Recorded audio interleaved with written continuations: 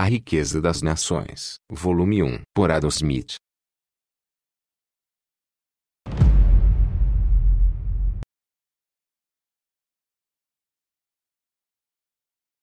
Capítulo 1. A divisão do trabalho. O maior aprimoramento das forças produtivas do trabalho, e a maior parte da habilidade, destreza e bom senso com os quais o trabalho em toda parte dirigido ou executado, parecem ter sido resultados da divisão do trabalho. Compreenderemos mais facilmente os efeitos produzidos pela divisão do trabalho na economia geral da sociedade, se considerarmos de que maneira essa divisão do trabalho opera em algumas manufaturas específicas. É comum supor que a divisão do trabalho atinge o grau máximo em algumas manufaturas muito pequenas. Não, talvez, no sentido de que nessas a divisão do trabalho seja maior do que em outras de maior importância. Acontece, porém, que nessas manufaturas menores, destinadas a suprir as pequenas necessidades de um número pequeno de pessoas, o número total de trabalhadores é necessariamente menor, e os trabalhadores empregados em cada setor de trabalho muitas vezes podem ser reunidos no mesmo local de trabalho e colocados imediatamente sob a perspectiva do espectador. Ao contrário,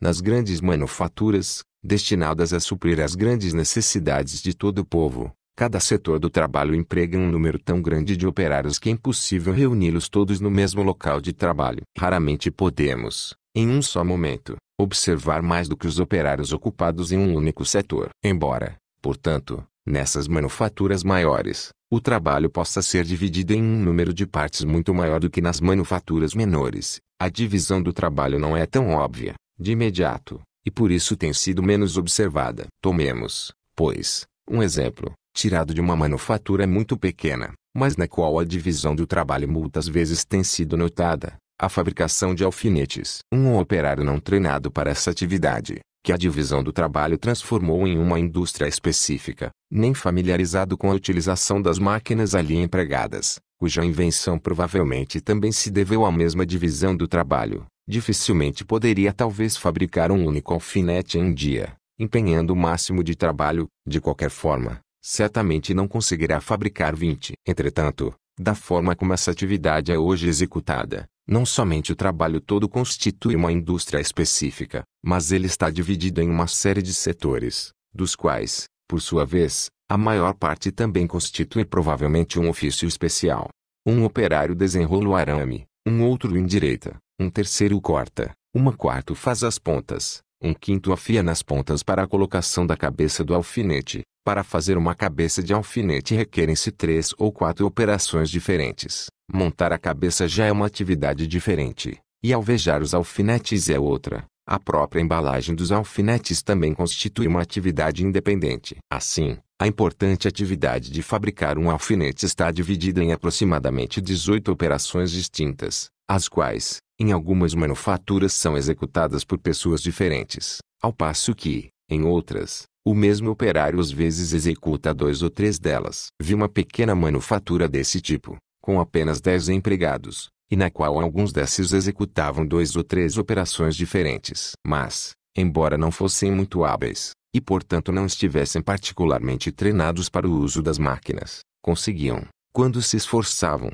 fabricar em torno de 12 libras de alfinetes por dia. Ora, 1 libra contém mais do que 4.000 alfinetes de tamanho médio. Por conseguinte, essas 10 pessoas conseguiam produzir entre elas mais do que 48.000 alfinetes por dia. Assim, já que cada pessoa conseguia fazer 1/10 de 48.000 alfinetes por dia, pode-se considerar que cada uma produzia 4.800 alfinetes diariamente. Se, porém, tivessem trabalhado independentemente um do outro, e sem que nenhum deles tivesse sido treinado para esse ramo de atividade, certamente cada um deles não teria conseguido fabricar 20 alfinetes por dia, e talvez nem mesmo um, ou seja, com certeza não conseguiria produzir a 240ª parte, e talvez nem mesmo a 4.000ª ou 500ª parte daquilo que hoje são capazes de produzir, em virtude de uma adequada divisão do trabalho e combinação de suas diferentes operações. Em qualquer outro ofício e manufatura, os efeitos da divisão do trabalho são semelhantes dos que se verificam nessa fábrica insignificante, embora em muitas delas o trabalho não possa ser tão subdividido,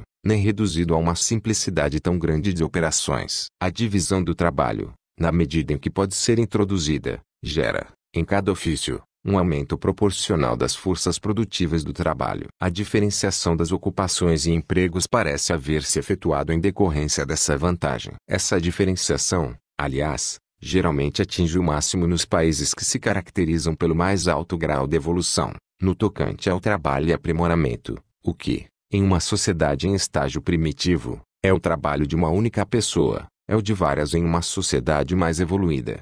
Em toda sociedade desenvolvida, o agricultor geralmente é apenas agricultor, e o operário de indústria é somente isso. Também o trabalho que é necessário para fabricar um produto completo quase sempre é dividido entre grande número de operários. Quantas são as atividades de empregos em cada setor da manufatura do linho e da lã, desde os cultivadores até os branqueadores e os polidores do linho, ou os tingidores e preparadores do tecido. A natureza da agricultura não comporta tantas subdivisões do trabalho, nenhuma diferenciação tão grande de uma atividade para outra, quanto ocorre nas manufaturas. E impossível separar com tanta nitidez a atividade do pastoreador da do cultivador de trigo quanto a atividade do carpinteiro geralmente se diferencia da do ferreiro. Quase sempre o fiandeiro é uma pessoa, o tecelão, outra, ao passo que o arador, o gradador, o semeador e o que faz a colheita do trigo muitas vezes são a mesma pessoa. Já que as oportunidades para esses diversos tipos de trabalho só retornam com as diferentes estações do ano, é impossível empregar constantemente um único homem em cada uma delas. Essa impossibilidade de fazer uma diferenciação tão completa e plena de todos os diversos setores de trabalho empregados na agricultura constitui talvez a razão por que o aprimoramento das forças produtivas do trabalho nesse setor nem sempre acompanha os aprimoramentos alcançados nas manufaturas. As nações mais opulentas geralmente superam todos os seus vizinhos tanto na agricultura como nas manufaturas. Geralmente, porém, distinguem-se mais pela superioridade na manufatura do que pela superioridade na agricultura. Suas terras geralmente são mais bem cultivadas, e, pelo fato de investirem mais trabalho e mais dinheiro nelas, produzem mais em proporção à extensão e à fertilidade natural do solo. Entretanto, essa superioridade da produção raramente é muito mais do que em proporção à superioridade de trabalho e dispêndio. Na agricultura, o trabalho do país rico nem sempre é muito mais produtivo do que o dos países pobres, ou, pelo menos, nunca é mais produtivo na mesma proporção em que o é, geralmente, nas manufaturas. Por conseguinte, o trigo do país rico, da mesma qualidade, nem sempre chega ao mercado com preço mais baixo do que o do país pobre. O trigo da Polônia, com o mesmo grau de qualidade, é tão barato como o da França, não obstante a maior riqueza e o grau superior de desenvolvimento da França. O trigo da França é, nas províncias tritícolas, tão bom e frequentemente quase do mesmo preço que o trigo da Inglaterra, embora, em riqueza e progresso, a França talvez seja inferior à Inglaterra. As terras destinadas ao cultivo de trigo na Inglaterra são mais bem cultivadas do que as da França, e, como se afirma, as da França são muito mais bem cultivadas que as da Polônia. Todavia, embora um país pobre, não obstante a inferioridade no cultivo das terras, possa, até certo ponto, rivalizar com os países ricos quanto aos baixos preços e à qualidade do trigo, jamais poderá enfrentar a competição no tocante às suas manufaturas, ao menos se essas indústrias atenderem às características do solo,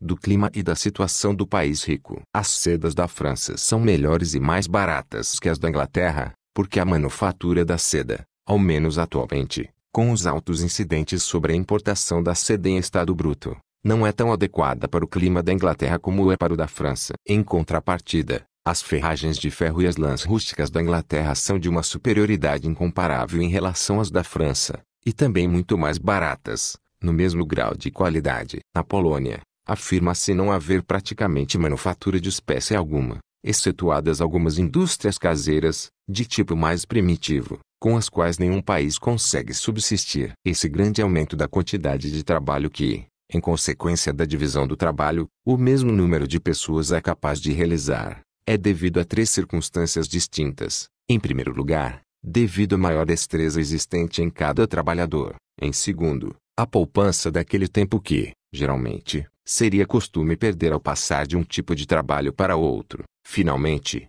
a invenção de um grande número de máquinas que facilitam e abreviam o trabalho, possibilitando a uma única pessoa fazer o trabalho que, de outra forma, teria que ser feito por muitas. Em primeiro lugar, vejamos como o aprimoramento da destreza do operário necessariamente aumenta a quantidade de serviço que ele pode realizar. A divisão do trabalho, reduzindo a atividade de cada pessoa a alguma operação simples e fazendo dele o único emprego de sua vida, necessariamente aumenta muito a destreza do operário. Estou certo de que um ferreiro comum que, embora acostumado a manejar o martelo, nunca fez pregos, se em alguma ocasião precisar e tentar fazê-lo, dificilmente conseguirá ir além de 200 ou 300 pregos por dia, aliás de muito má qualidade. Um ferreiro que está acostumado a fazer pregos, mas cuja única ou principal atividade não tem sido esta, raramente conseguirá, mesmo com o esforço máximo, fazer mais do que 800 ou 1000 pregos por dia. Tenho visto, porém, vários rapazes abaixo dos 20 anos que nunca fizeram outra coisa senão fabricar pregos e que, quando se empenhavam a fundo, conseguiam fazer, cada um deles, mais de 2.300 pregos por dia. E, no entanto, fazer pregos não é de forma alguma das operações mais simples. A mesma pessoa aciona o fole, atiça ou melhora o fogo quando necessário, aquece o ferro, e forja cada segmento do prego. Ao forjar a cabeça do prego, é obrigada a mudar de ferramentas. As diferentes operações em que se subdivide a fabricação de um alfinete ou de um botão metálico são todas elas muito mais simples, sendo geralmente muito maior a destreza da pessoa que sempre fez isso na vida. A rapidez com a qual são executadas algumas das operações dessas manufaturas supera o que uma pessoa que nunca presenciou acreditaria possível de ser conseguido pelo trabalho manual. Em segundo lugar, a vantagem que se aufere economizando o tempo que geralmente se perderia no passar de um tipo de trabalho para o outro é muito maior do que à primeira vista poderíamos imaginar. E impossível passar com muita rapidez de um tipo de trabalho para outro, porque este é executado em lugar diferente e com ferramentas muito diversas. Um tecelão do campo, que cultivou uma pequena propriedade, é obrigado a gastar bastante tempo em passar do seu tear para o campo, e do campo para o tear. Se os dois trabalhos puderem ser executados no mesmo local, certamente a perda de tempo é muito menor. Mas, mesmo nesse caso, ela ainda é muito considerável. Geralmente, uma pessoa se desconcerta um pouco ao passar de um tipo de trabalho para outro. Ao começar o novo trabalho, raramente ela se dedica logo com entusiasmo, sua cabeça está em outra, como se diz, e, durante algum tempo ela mais fiaria do que trabalha seriamente. O hábito de vadiar e de aplicar-se ao trabalho indolente e descuidadamente adquiridos naturalmente, e quase necessariamente, por todo trabalhador do campo que é obrigado a mudar de trabalho e de ferramentas a cada meia hora e a fazer 20 trabalhos diferentes a cada dia, durante a vida toda, quase sempre o torna indolente e preguiçoso, além de fazê-lo incapaz de aplicar-se com intensidade, mesmo nas ocasiões de maior urgência. Independentemente, portanto, de sua deficiência no tocante à destreza ou rapidez, essa razão é suficiente para reduzir sempre consideravelmente a quantidade de trabalho que ele é capaz de levar a cabo.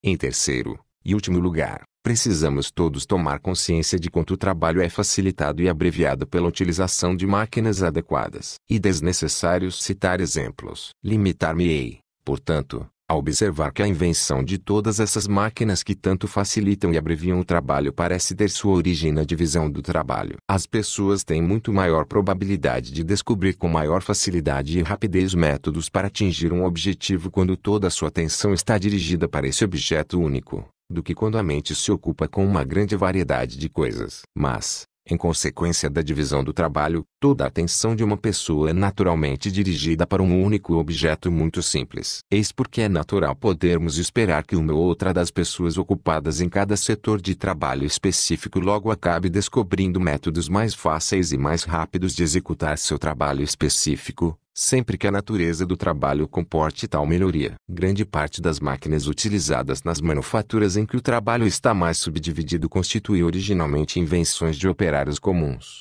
os quais, com naturalidade, se preocuparam em concentrar sua atenção na procura de métodos para executar sua função com maior facilidade e rapidez, estando cada um deles empregado em alguma operação muito simples. Quem quer que esteja habituado a visitar tais manufaturas deve ter visto muitas vezes máquinas excelentes que eram invenção desses operários, a fim de facilitar e apressar a sua própria tarefa no trabalho. Nas primeiras bombas de incêndio um rapaz estava constantemente entretido em abrir e fechar alternadamente a comunicação existente entre a caldeira e o cilindro, conforme o pistão subia ou descia. Um desses rapazes, que gostava de brincar com seus companheiros, observou que, puxando com um barbante a partir da alavanca da válvula que abria essa comunicação com um outro componente da máquina, a válvula poderia abrir e fechar sem a ajuda dele, deixando-o livre para divertir-se com seus colegas. Assim, um dos maiores aperfeiçoamentos introduzidos nessa máquina, desde que ela foi inventada, foi descoberto por um rapaz que queria poupar-se no próprio trabalho. Contudo,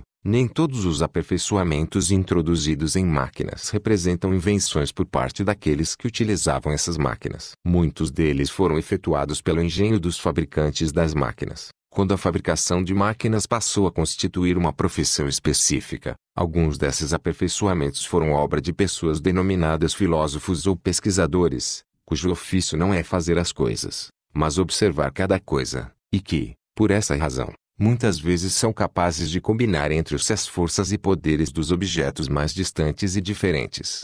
Com o progresso da sociedade, a filosofia ou pesquisa torna-se, como qualquer ofício, a ocupação principal ou exclusiva de uma categoria específica de pessoas. Como qualquer outro ofício, também se está subdividido em grande número de setores ou áreas diferentes, cada uma das quais oferece trabalho a uma categoria especial de filósofos. E essa subdivisão do trabalho filosófico, da mesma forma como em qualquer outra ocupação, melhora e aperfeiçoa a destreza e proporciona economia de tempo. Cada indivíduo torna-se mais hábil em seu setor específico. O volume de trabalho produzido é maior, aumentando também consideravelmente o cabedal científico. É a grande multiplicação das produções de todos os diversos ofícios, multiplicação essa decorrente da divisão do trabalho, que gera, em uma sociedade bem dirigida, aquela riqueza universal que se estende até as camadas mais baixas do povo. Cada trabalhador tem para vender uma grande quantidade do seu próprio trabalho, além daquela de que ele mesmo necessita.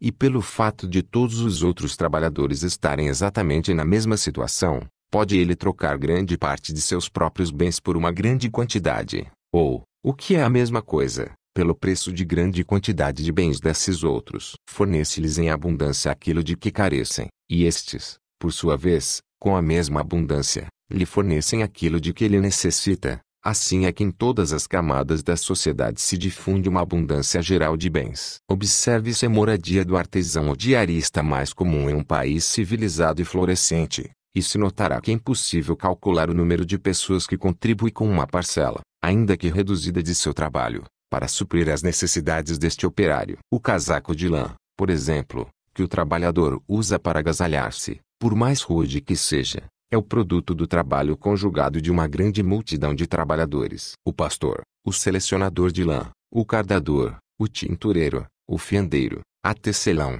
o pisoeiro, o confeccionador de roupas, além de muitos outros, todos eles precisam contribuir com suas profissões específicas para fabricar esse produto tão comum de uso diário. Calcule-se agora quantos comerciantes e carregadores, além dos trabalhadores já citados, devem ter contribuído para transportar essa matéria-prima do local onde trabalham alguns para os locais onde trabalham outros, quando muitas vezes as distâncias entre uns e outros são tão grandes. Calcule-se quanto comércio e quanta navegação, incluindo aí os construtores de navios, os marinheiros, produtores de velas e de cordas, devem ter sido necessários para juntar os diferentes tipos de drogas ou produtos utilizados para tingir o tecido. Drogas essas que frequentemente provêm dos recantos mais longínquos da terra. Quão grande é também a variedade de trabalho necessária para produzir as ferramentas do menos categorizado desses operários. Sem fazer menção de máquinas tão complexas como o navio ou barco do marujo, o moinho do pisoeiro,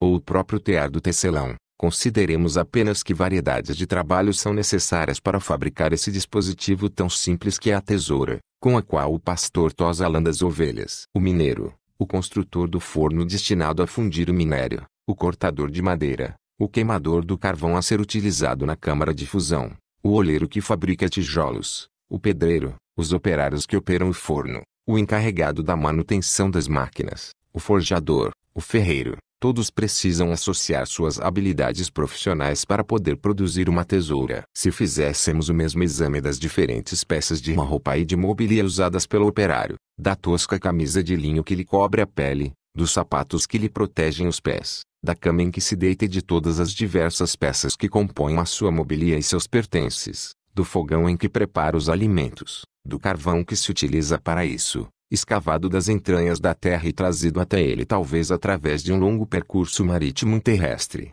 de todos os outros utensílios de sua cozinha, de todos os pertences da sua mesa, faca e garfos, travessas de barro ou de peltre em que serve as comidas, das diferentes mãos que colaboraram no preparo de seu pão e sua cerveja, da vidraça que deixa entrar o calor e a luz e afasta o vento e a chuva, com todo o conhecimento e arte exigidos para chegar a essa bela e feliz invenção, sem a qual as nossas regiões do norte dificilmente teriam podido criar moradias tão confortáveis, juntamente com as ferramentas de todos os diversos operários empregados na produção dessas diferentes utilidades. Se examinarmos todas essas coisas e considerarmos a grande variedade de trabalhos empregados em cada uma dessas utilidades, perceberemos que sem a ajuda e cooperação de muitos milhares não seria possível prover as necessidades, nem mesmo de uma pessoa de classe mais baixa de um país civilizado, por mais que imaginemos, erroneamente. É muito pouco e muito simples aquilo de que tais pessoas necessitam. Em comparação com o luxo extravagante dos grandes, as necessidades e pertences de um operário certamente parecem ser extremamente simples e fáceis e, no entanto, talvez seja verdade que a diferença de necessidades de um príncipe europeu e de um camponês trabalhador e frugal nem sempre é muito maior do que a diferença que existe entre as necessidades deste último e as de muitos reis da África, que são senhores absolutos das vidas e das liberdades de 10.000 selvagens nus. Capítulo 2. O princípio que dá origem à divisão do trabalho. Essa divisão do trabalho, da qual derivam tantas vantagens, não é, em sua origem, o efeito de uma sabedoria humana qualquer, que preveria e visaria esta riqueza geral a qual dá origem. Ela é a consequência necessária, embora muito lenta e gradual, de uma certa tendência ou propensão existente na natureza humana que não tem em vista essa utilidade extensa, ou seja, a propensão a intercambiar, permutar ou trocar uma coisa pela outra. Não é nossa tarefa investigar aqui se essa propensão é simplesmente um dos princípios originais da natureza humana, sobre o qual nada mais restaria a dizer, ou se, como parece mais provável, é uma consequência necessária das faculdades de raciocinar e falar. De qualquer maneira, essa propensão encontra-se em todos os homens, não se encontrando em nenhuma outra raça de animais, que não parecem conhecer nem essa nem qualquer outra espécie de contratos. Por vezes, tem-se a impressão de que dois galgos, ao irem ao encalço de uma lebre, parecem agir de comum acordo. Cada um a faz voltar-se para seu companheiro, ou procura interceptá-la quando seu companheiro a faz voltar-se para ele. Mas isso não é efeito de algum contrato, senão da concorrência casual de seus desejos acerca do mesmo objeto naquele momento específico. Ninguém jamais viu um cachorro fazer uma troca justa e deliberada de um osso por outro, com um segundo cachorro. Ninguém jamais viu um animal dando a entender a outro, através de gestos ou gritos naturais: isto é meu, isto é teu. Estou disposto a trocar isto por aquilo. Quando um animal deseja obter alguma coisa, de uma pessoa ou de outro animal, não dispõe de outro meio de persuasão a não ser conseguir o favor daqueles de quem necessita ajuda. Um filhote acaricia e lisonjeia sua mãe, e um spaniel faz um sem número de mesuras e demonstrações para atrair a atenção de seu dono que está jantando, quando deseja receber comida. Às vezes o homem usa o mesmo estratagema com seus semelhantes, e quando não tem outro recurso para induzi-los a atenderem a seus desejos,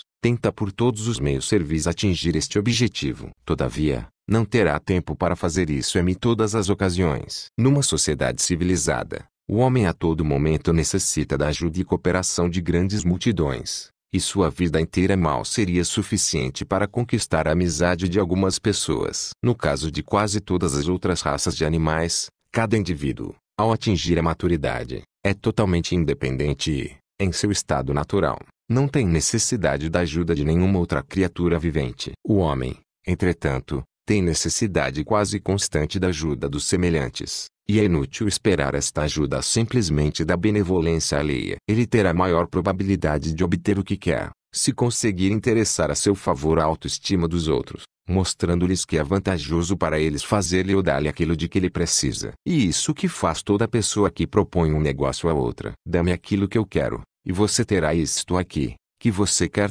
Esse é o significado de qualquer oferta desse tipo, e é dessa forma que obtemos uns dos outros a grande maioria dos serviços de que necessitamos. Não é da benevolência do açougueiro, do cervejeiro ou do padeiro que esperamos nosso jantar, mas da consideração que eles têm pelo seu próprio interesse. Dirigimos-nos não à sua humanidade, mas à sua autoestima, e nunca lhes falamos das nossas próprias necessidades, mas das vantagens que advirão para eles. Ninguém, a não ser o mendigo, sujeita-se a depender sobretudo da benevolência dos semelhantes, Mesmo o mendigo não depende inteiramente dessa benevolência. Com efeito, a caridade de pessoas com boa disposição lhe fornece tudo de que carece para a subsistência. Mas embora esse princípio lhe assegure, em última análise, tudo o que é necessário para a sua subsistência, ele não pode garantir-lhe isso sempre, em determinados momentos em que precisar. A maior parte dos desejos ocasionais do mendigo são atendidos da mesma forma que os de outras pessoas, através de negociação, de permuta ou de compra. Com o dinheiro que alguém lhe dá, ele compra alimento. A roupa velha que um outro lhe dá, ele a troca por outras roupas velhas que lhe servem melhor, por moradia, alimento ou dinheiro, com o qual pode comprar alimento, roupas ou moradia, conforme tiver necessidade. Assim como é por negociação, por escambo ou por compra que conseguimos uns dos outros a maior parte dos serviços recíprocos de que necessitamos. Da mesma forma, essa mesma propensão ou tendência a permutar que originalmente gera a divisão do trabalho. Em uma tribo de caçadores ou pastores, por exemplo, uma determinada pessoa faz arcos e flechas com mais habilidade e rapidez do que qualquer outra. Muitas vezes trocá-los-á com seus companheiros, por gado ou por carne de caça. Considera que, dessa forma, pode conseguir mais gado e mais carne de caça do que conseguiria se ele mesmo fosse à procura deles no campo. Partindo pois da consideração de seu interesse próprio, resolve que o fazer arcos e flechas será sua ocupação principal, tomando-se uma espécie de armeiro. Um outro é particularmente hábil em fazer o madeiramento e as coberturas de suas pequenas cabanas ou casas removíveis. Ele está habituado a ser útil a seus vizinhos dessa forma, os quais o remuneram da mesma maneira, com gado e carne de caça, até que, ao final, acaba achando interessante dedicar-se inteiramente a essa ocupação, e tornar-se uma espécie de carpinteiro dedicado à construção de casas. Da mesma forma, um terceiro torna-se ferreiro ou apacentador de gado, quarto se faz curtidor ou preparador de peles ou couros, componente primordial da roupa dos silvícolas. E dessa forma, a certeza de poder permutar toda a parte excedente da produção de seu próprio trabalho que ultrapasse seu consumo pessoal estimula cada pessoa a dedicar-se a uma ocupação específica e a cultivar e aperfeiçoar todo e qualquer talento ou inclinação que possa ter por aquele tipo de ocupação ou negócio. Na realidade, a diferença de talentos naturais em pessoas diferentes é muito menor do que pensamos. A grande diferença de habilidade que distingue entre si pessoas de diferentes profissões, quando chegam à maturidade, em muitos casos não é tanto a causa, mas antes o efeito da divisão do trabalho. A diferença entre as personalidades mais diferentes, entre um filósofo e um carregador comum da rua, por exemplo, parece não provir tanto da natureza, mas antes do hábito, do costume, da educação ou formação. Ao virem ao mundo, e durante os 6 ou 8 primeiros anos de existência, talvez fossem muito semelhantes entre si. E nem seus pais nem seus companheiros de folguedo eram capazes de perceber nenhuma diferença notável. Em torno dessa idade, ou logo depois, começam a engajar-se em ocupações muito diferentes. Começa-se então a perceber a diferença de talentos, sendo que esta diferenciação vai se ampliando gradualmente, até que, ao final, o filósofo dificilmente se disporá a reconhecer qualquer semelhança. Mas, sem a propensão à barganha, ao escambo e à troca, cada pessoa precisa ter conseguido para si mesma tudo o que lhe era necessário ou conveniente para a vida que desejava. Todos devem ter tido as mesmas obrigações a cumprir, e o mesmo trabalho a executar, e não pode ter havido uma tal diferença de ocupações que por si fosse suficiente para produzir uma diferença tão grande de talentos. Assim como é essa propensão que gera essa diferença de talentos, tão notável entre pessoas de profissões diferentes, da mesma forma, essa mesma propensão que faz com que a diferença seja útil. Muitos grupos de animais, todos reconhecidamente da mesma espécie, trazem de nascença uma diferença de índole muito maior do que aquela que se verifica entre as pessoas, anteriormente à aquisição de hábitos e à educação. Por natureza, a diferença entre um filósofo e um carregador de rua, no tocante ao caráter básico e à disposição, não representa sequer 50% da diferença que existe entre um mastim e um galgo, ou entre um galgo e um spaniel, ou entre este último e um cão pastor. Entretanto, esses tipos de animais, embora sendo da mesma espécie, dificilmente têm qualquer utilidade uns em relação aos outros. A força do mastim não se beneficia em nada da velocidade ou rapidez do galgo ou da sagacidade do spaniel ou da docilidade do cão pastor. Os efeitos provenientes dessas diferenças de índole e talentos, por falta da faculdade ou propensão à troca, não são capazes de formar um patrimônio comum, e não contribuem o mínimo para o melhor atendimento das necessidades da espécie. Cada animal, individualmente, continua obrigado a ajudar-se e defender-se sozinho, não dependendo um do outro, não auferindo vantagem alguma da variedade de talentos com a qual a natureza distinguiu os seus semelhantes. Ao contrário, entre os homens, os caracteres e habilidades mais diferentes são úteis uns aos outros. As produções diferentes dos respectivos talentos e habilidades, em virtude da capacidade e propensão geral ao intercâmbio, ao escambo e à troca, são como que somados em um cabedal comum, no qual cada um pode comprar qualquer parcela da produção dos talentos dos outros, de acordo com as suas necessidades. Capítulo 3. A divisão do trabalho limitada pela extensão do mercado. Como é o poder de troca que leva à divisão do trabalho, assim a extensão dessa divisão deve sempre ser limitada pela extensão desse poder, ou, em outros termos, pela extensão do mercado. Quando o mercado é muito reduzido, ninguém pode sentir-se estimulado a dedicar-se inteiramente a uma ocupação, porque não poderá permutar toda a parcela excedente de sua produção que ultrapassa seu consumo pessoal pela parcela de produção do trabalho alheio, da qual tem necessidade. Existem certos tipos de trabalho, mesmo da categoria mais baixa, que só podem ser executados em uma cidade grande. Um carregador, por exemplo, não consegue encontrar emprego e subsistência em nenhum outro lugar. Uma aldeia é pequena demais para isto, e até difícil que uma cidade pequena, dotada de um mercado, seja suficientemente grande para oferecer ocupação constante para um carregador. Nas casas isoladas e nas minúsculas aldeias espalhadas pelas regiões montanhosas da Escócia, cada camponês deve ao mesmo tempo ser açougueiro, padeiro e fabricante de cerveja de sua própria família. Em tais situações, dificilmente podemos esperar encontrar sequer um ferreiro, um carpinteiro ou marceneiro num raio inferior a 30 milhas de um outro profissional da mesma ocupação. As famílias espalhadas, que vivem a 8 ou 10 milhas de distância uma da outra, têm que aprender elas mesmas um grande número de ofícios e trabalhos, para os quais, se morassem em localidades mais povoadas, chamariam os respectivos profissionais. Os trabalhadores do campo quase sempre são obrigados a executar eles mesmos todos os diversos tipos de trabalho que têm afinidade tão grande entre si, a ponto de poderem lidar com o mesmo tipo de materiais. Um carpinteiro do campo faz todo tipo de trabalho com madeira, e um ferreiro do campo faz qualquer tipo de serviço com ferro. O primeiro é não somente carpinteiro, mas também marceneiro, e até mesmo entalhador de madeira, construtor de carroças, fabricante de arados. E os trabalhos de um ferreiro no campo são ainda mais variados. Seria até impossível haver uma profissão como a do fabricante de pregos nas regiões afastadas e interioranas da Alta Escócia. Tal operário, produzindo 1000 pregos por dia, e com 300 dias de trabalho no ano, produzirá 300.000 pregos por ano. Acontece que, nessa região, seria impossível vender 1000 pregos, ou seja, a produção de apenas um dia de trabalho, já que o transporte fluvial ou marítimo abre um mercado mais vasto para qualquer tipo de trabalho do que unicamente o transporte terrestre, e na costa marítima e ao longo dos rios navegáveis que, naturalmente, todo tipo de trabalho ou ocupação começa a subdividir-se e aprimorar-se. E somente depois de muito tempo esses aperfeiçoamentos se estendem ao interior de um país. Uma carroça de rodas largas, servida por 2 homens e puxada por 8 cavalos, leva aproximadamente 6 semanas para transportar de Londres a Edimburgo, e de volta, mais ou menos 4 toneladas de mercadoria. Mais ou menos no mesmo tempo um barco ou navio tripulado por 6 ou 8 homens, e navegando entre os portos de Londres e Leith, muitas vezes transporta, e de volta 200 toneladas de mercadoria. Portanto,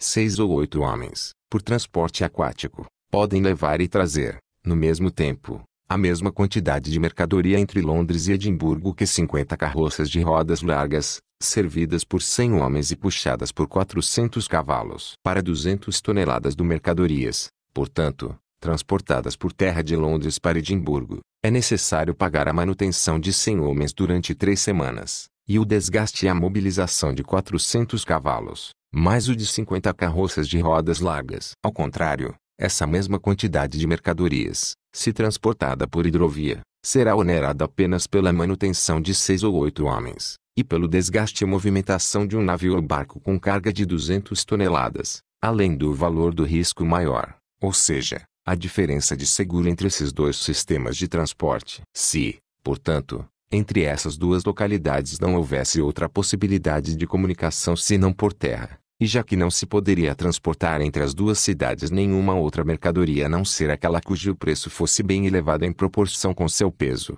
só poderia haver uma pequena parte daquele comércio que atualmente existe entre as duas cidades, e por conseguinte elas só poderiam dar uma pequena parte do estímulo que atualmente dão uma outra. Entre as regiões distantes da Terra seria pequena ou até nula a possibilidade de comércio. Que mercadorias poderiam, por exemplo, comportar o preço do transporte terrestre entre Londres e Calcutá? Ou, se houvesse alguma mercadoria tão preciosa que pudesse comportar um transporte tão dispendioso, com que segurança se efetuaria tal transporte, passando por territórios habitados por tantas nações ainda em estado de barbárie? E no entanto, existe atualmente, entre Londres e Calcutá, um comércio considerável, intercambiando seus mercados. Londres e Calcutá estimulam muito o trabalho e a produção entre si. Se tais são, portanto, as vantagens do transporte fluvial ou marítimo, é natural que os primeiros aperfeiçoamentos das artes e da manufatura se operem lá onde essa circunstância abrir mercado do mundo inteiro para a produção de cada tipo de profissão e que esses aperfeiçoamentos levem muito tempo para estender-se ao interior do país. O interior do país pode durante muito tempo não ter nenhum outro mercado para a maior parte de suas mercadorias a não ser a região circunjacente, que o separa da costa marítima e dos grandes rios navegáveis. Por conseguinte,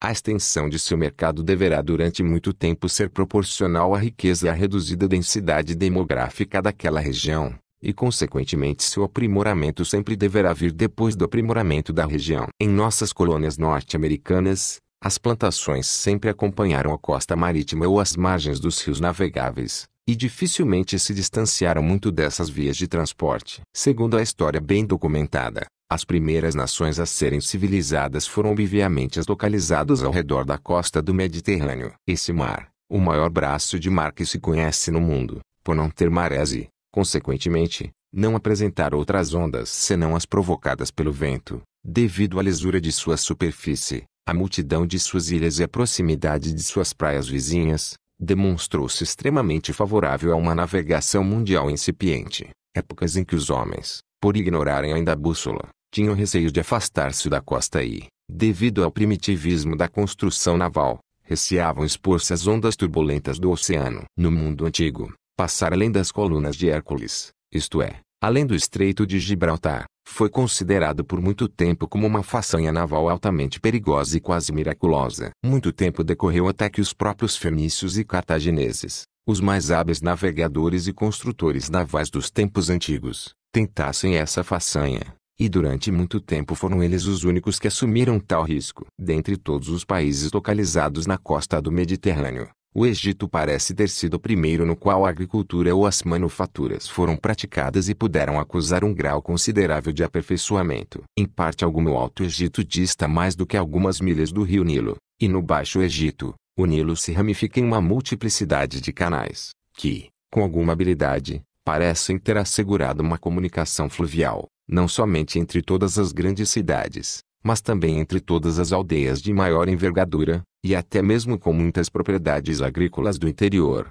mais ou menos da mesma forma como isso ocorre hoje na Holanda, em relação aos rios Reno e Mosa. A extensão e a facilidade dessa navegação interna constituiu provavelmente uma das causas primordiais do antigo progresso e aprimoramento do Egito. Os aperfeiçoamentos na agricultura e nas manufaturas parecem ter sido muito antigos também nas províncias de Bengala, localizadas nas Índias Orientais, e em algumas das províncias orientais da China, embora em nosso continente não disponhamos de fontes históricas autênticas que documentem com certeza essa antiguidade. Em Bengala, o Ganges e vários outros grandes rios formam um grande número de canais navegáveis, da mesma forma que o Nilo no Egito. Também nas províncias orientais da China, vários rios grandes formam, com seus diversos afluentes, uma multidão de canais. A comunicação entre esses canais fez com que surgisse uma navegação interna muito mais extensa do que a assegurada pelo Nilo ou pelo Ganges, ou talvez até pelos dois juntos. É notável que nem os antigos egípcios nem os indianos e chineses da antiguidade estimularam o comércio externo,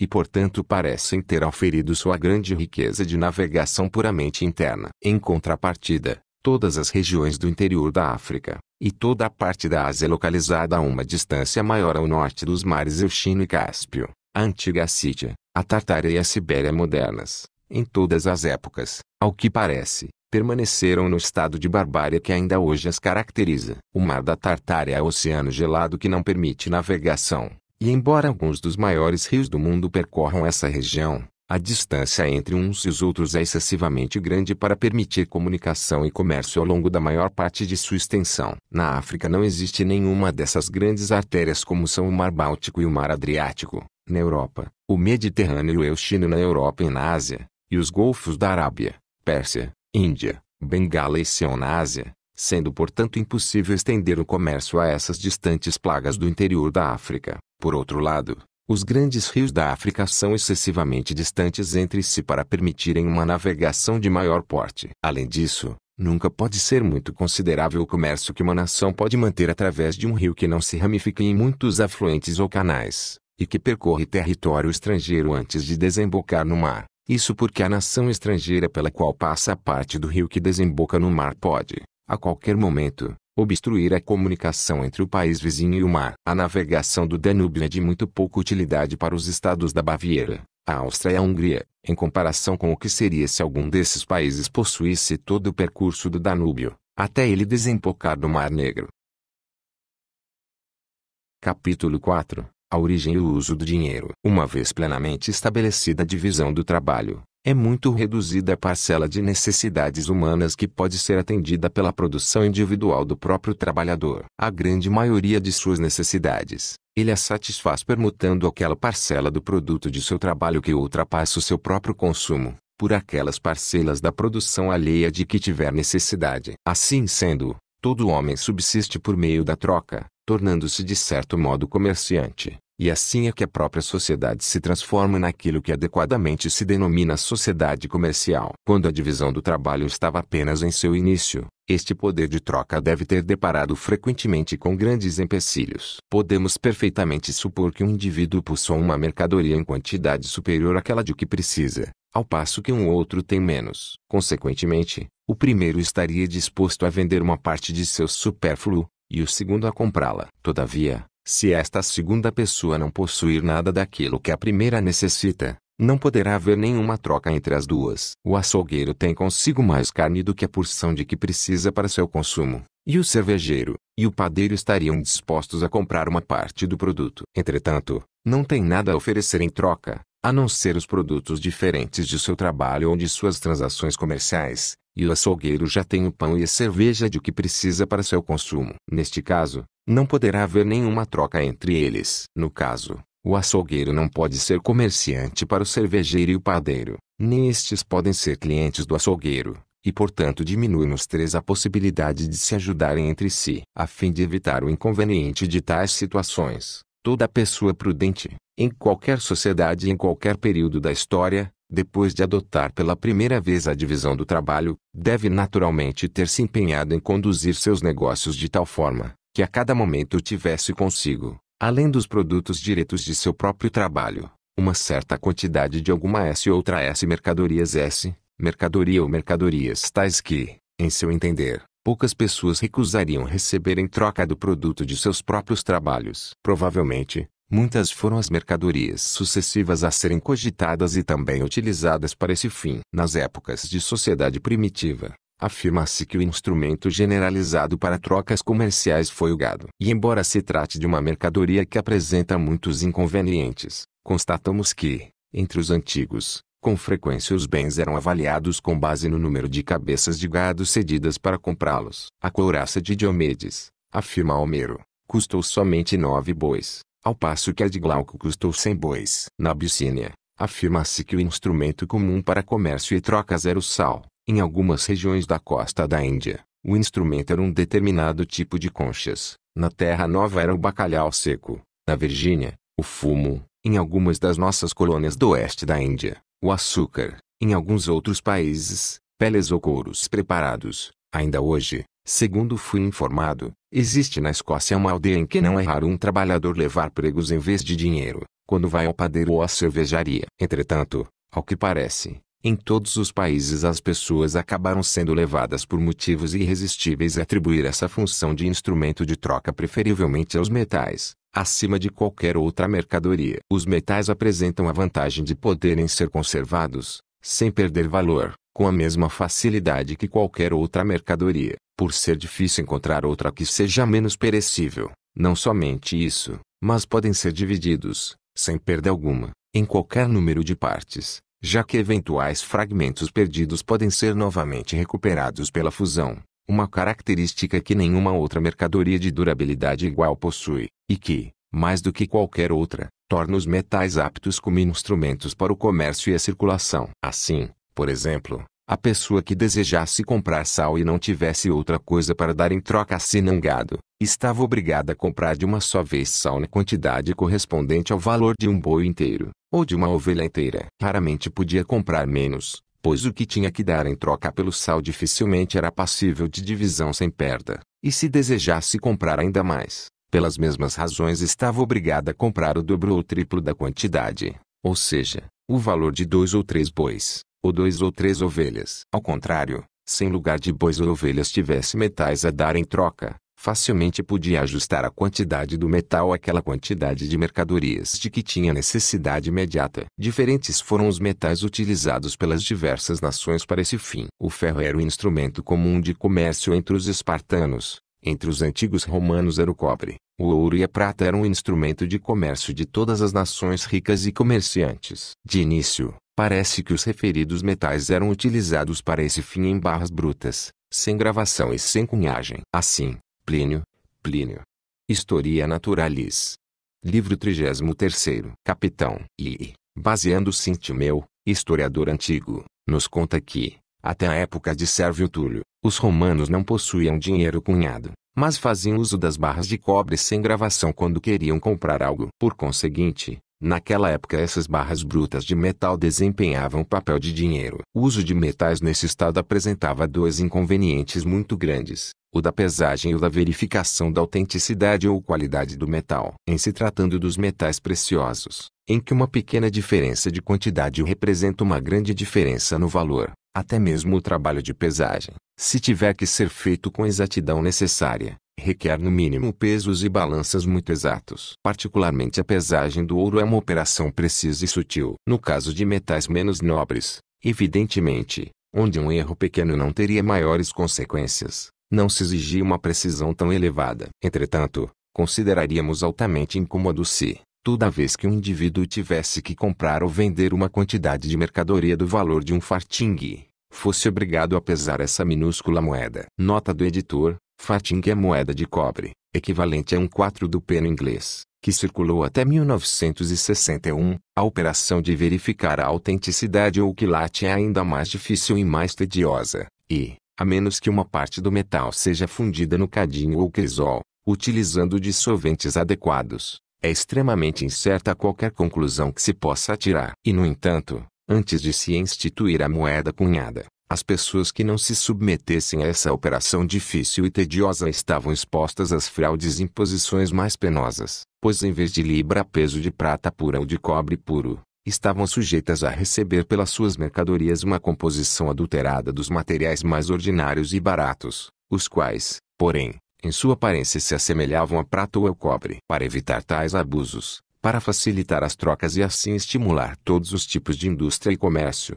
considerou-se necessário, em todos os países que conheceram um progresso notável, fazer uma gravação oficial naquelas determinadas quantidades de metal que se usavam comumente para comprar mercadorias. Daí a origem do dinheiro cunhado ou em moeda, bem como das assim chamadas casas da moeda, instituições essas exatamente da mesma natureza que as doanagens oficiais de inspeção e medição de tecido de lã, stamp masters desbastadores, de tecido de lã e de linho. Todas elas têm por objetivo garantir, por meio de gravação oficial, a quantidade e a qualidade uniforme das diversas mercadorias quando trazidas ao mercado. As primeiras gravações oficiais desse tipo, impressas nos metais correntes, em muitos casos parecem ter tido o objetivo de garantir o que era mais difícil e mais importante de garantir, isto é, a qualidade ou quilate do metal. Ao que parece, essas gravações se assemelhavam à marca de esterlina que atualmente é impressa em chapas e barras de prata, ou à marca espanhola que às vezes é impressa em lingotes de ouro e que, por incidirem somente em um dos lados da peça e não cobrirem a superfície inteira,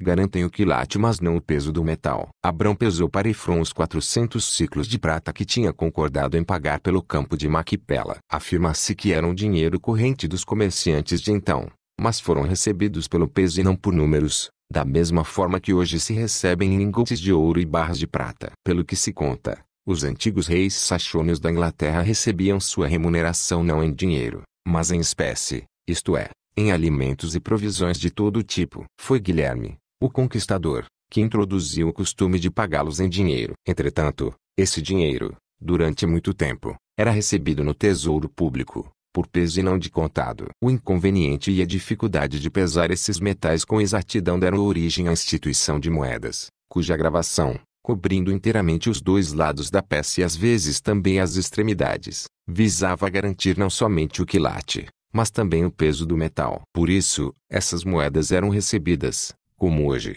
por unidades, dispensando o incômodo de pesá-las. Ao que parece, as denominações dessas moedas de início expressavam o peso ou quantidade de metal nelas contido. Na época de Sérvio Túlio, o primeiro a cunhar moedas em Roma, o aço pondo romano continha 1 libra romana de cobre de boa qualidade. Foi dividida, da mesma maneira que a libra troy, em 12 onças, cada uma das quais continha 1 onça real de bom cobre. Nota do editor: troy era parte do sistema inglês de pesos, originariamente para pedras e metais preciosos, recebendo esse nome da cidade francesa de Troyes, onde era padrão. A libra esterlina inglesa ao tempo de Eduardo I continha 1 libra peso toer de prata de 1 quilate conhecido. A libra toer parece ter sido algo mais do que a libra romana, e algo menos que a libra Troyes. Esta última só foi introduzida na Casa da Moeda da Inglaterra no 18º ano do reinado de Henrique VIII. A libra francesa, ao tempo de Carlos Magno, continha 1 libra Troyes de prata de 1 quilate conhecido. A feira de Troyes, na Champanha,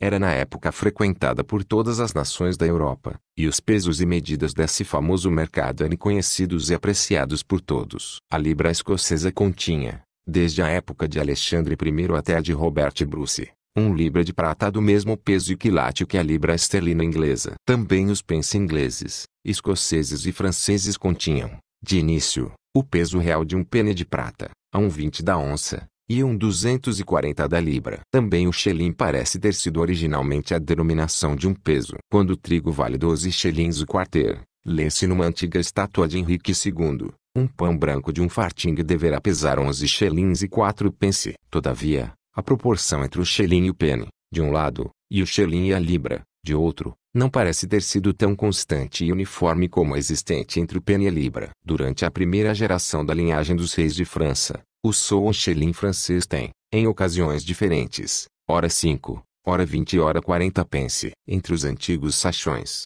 um shilling parece ter tido, uma vez, somente 5 pence, não sendo improvável que tenha variado tanto quanto variava entre seus vizinhos, os francos. Desde o tempo de Carlos Magno, entre os franceses, e o de Guilherme, o Conquistador, entre os ingleses, a proporção entre a libra, o shilling e o penny parece ter sido uniformemente a mesma de hoje, embora tenha sido muito diferente o valor de cada uma dessas moedas. Com efeito, em todos os países do mundo, assim acredito, a avareza e a injustiça dos príncipes e dos estados soberanos, abusando da confiança de seus súditos, foram diminuindo gradualmente a quantidade real de metal que originalmente continham as moedas. O aço romano, nos últimos anos da República, foi reduzido 1,24 de seu valor original, e ao invés de pesar 1 libra, acabou pesando apenas 1,2 onça. A libra e o penny ingleses atuais contêm apenas em torno de 1,3, a libra e o penny escocês apenas 1,36, e a libra e o penny franceses,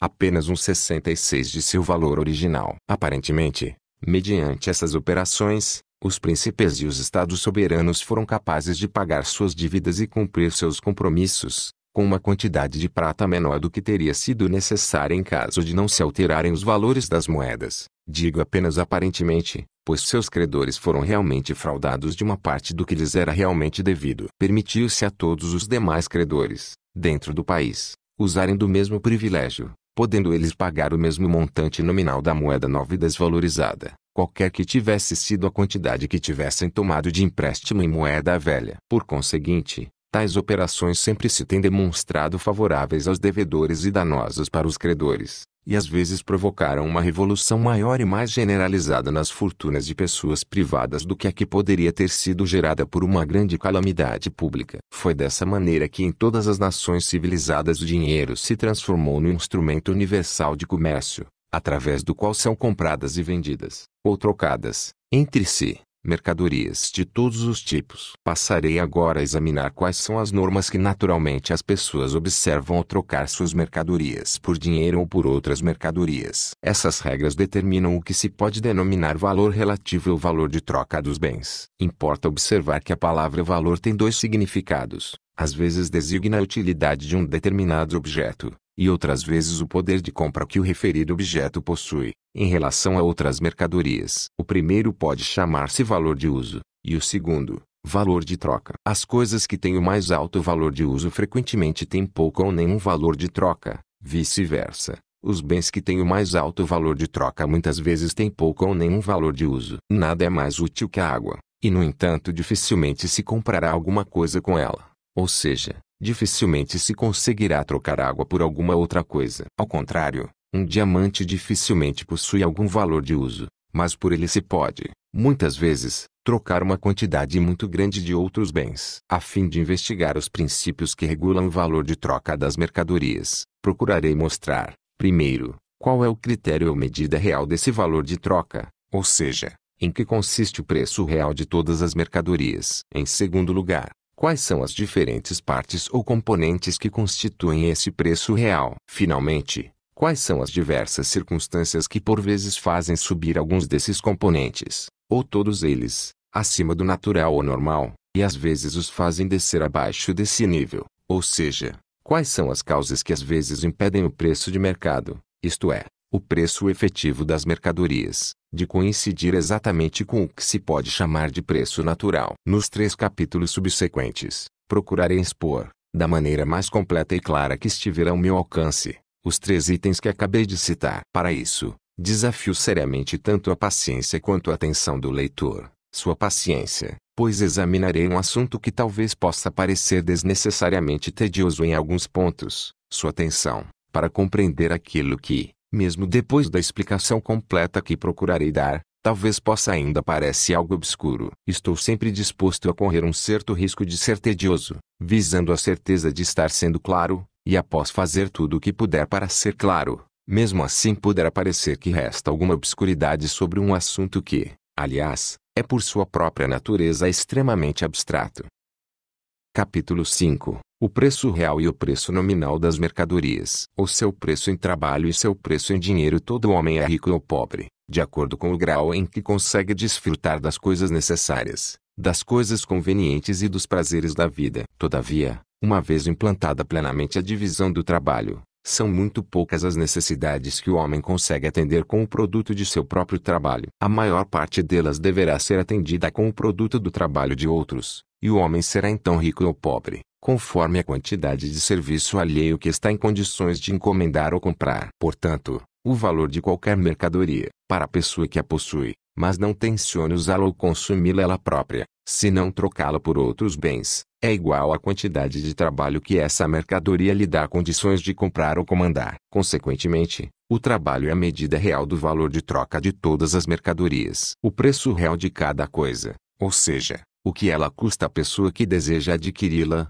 é o trabalho e o incômodo que custa sua aquisição. O valor real de cada coisa, para a pessoa que a adquiriu e deseja vendê-la ou trocá-la por qualquer outra coisa, é o trabalho e o incômodo que a pessoa pode poupar a si mesma e pode impor a outros. O que é comprado com dinheiro ou com bens, é adquirido pelo trabalho, tanto quanto aquilo que adquirimos com o nosso próprio trabalho. Aquele dinheiro ou aqueles bens na realidade nos poupam este trabalho. Eles contêm o valor de uma certa quantidade de trabalho que permutamos por aquilo que, na ocasião, supomos conter o valor de uma quantidade igual. O trabalho foi o primeiro preço. O dinheiro de compra original que foi pago por todas as coisas. Não foi por ouro ou por prata, mas pelo trabalho, que foi originalmente comprada toda a riqueza do mundo, e o valor dessa riqueza, para aqueles que a possuem, e desejam trocá-la por novos produtos, é exatamente igual à quantidade de trabalho que essa riqueza lhes dá condições de comprar ou comandar. Riqueza é poder, como diz Hobbes. Mas a pessoa que adquire ou herda uma grande fortuna não necessariamente adquire ou herda, com isto,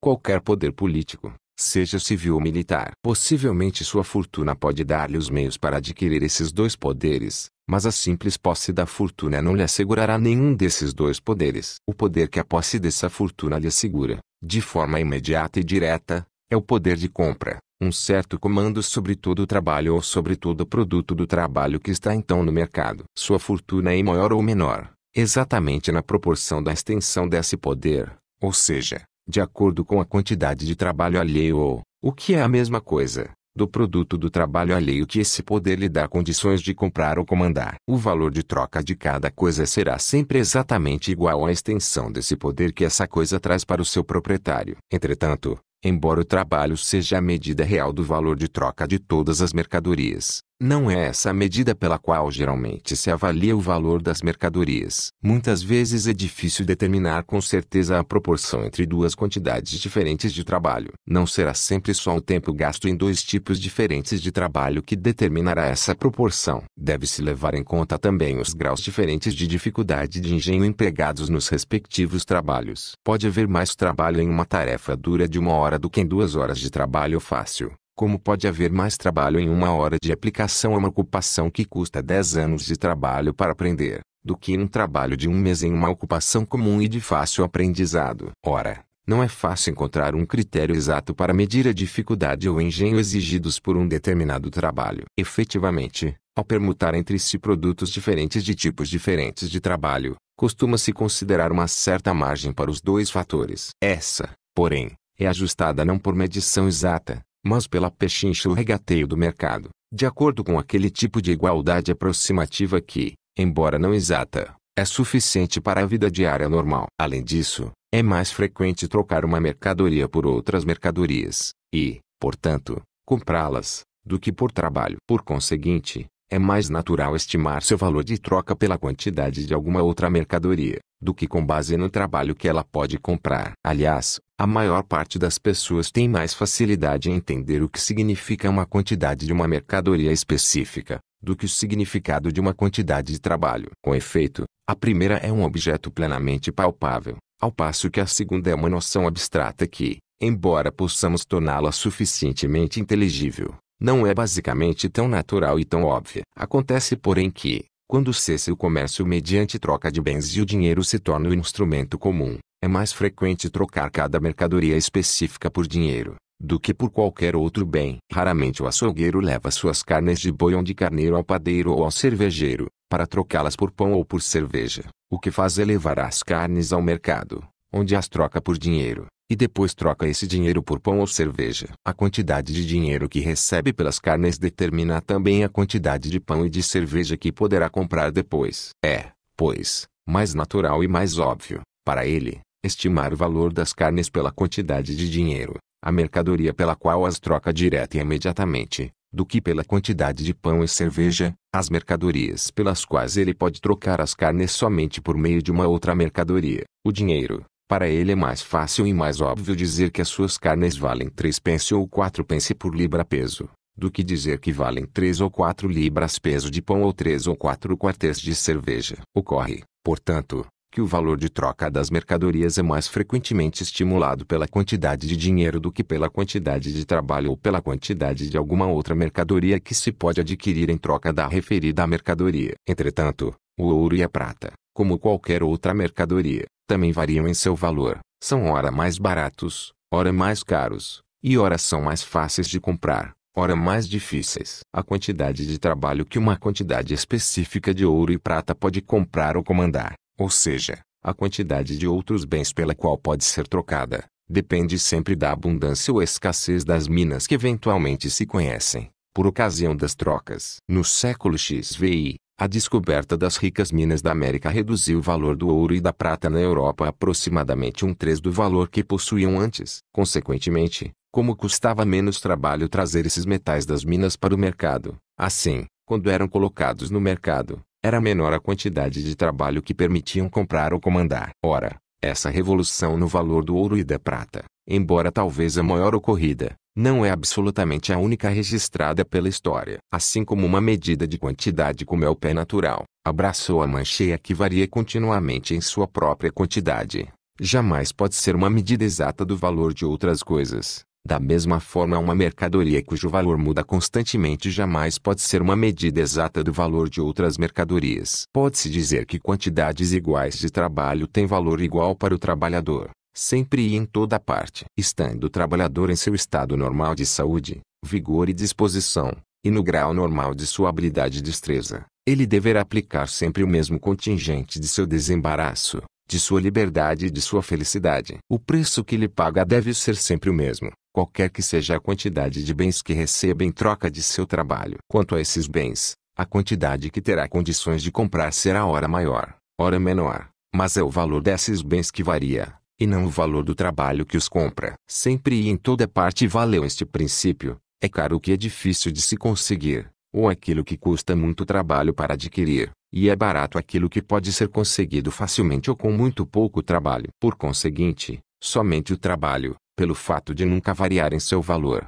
constitui o padrão último e real com base no qual se pode sempre e em toda parte estimar e comparar o valor de todas as mercadorias. O trabalho é o preço real das mercadorias, o dinheiro é apenas o preço nominal delas. Contudo, embora quantidades iguais de trabalho sempre tenham valor igual para o trabalhador, para a pessoa que as emprega, essas quantidades de trabalho apresentam valor ora maior, ora menor. O empregador compra o trabalho do operário ora por uma quantidade maior de bens, ora por uma quantidade menor. E para o empregador, o preço do trabalho parece variar, da mesma forma como muda o valor de todas as outras coisas. Em um caso, o trabalho alheio se apresenta ao empregador como caro, em outro barato. Na realidade, porém, são os bens que num caso são baratos, em outro, caros. Em tal acepção popular, portanto, pode-se dizer que o trabalho, da mesma forma que as mercadorias, tem um preço real e um preço nominal. Pode-se dizer que seu preço real consiste na quantidade de bens necessários e convenientes que se permuta em troca dele,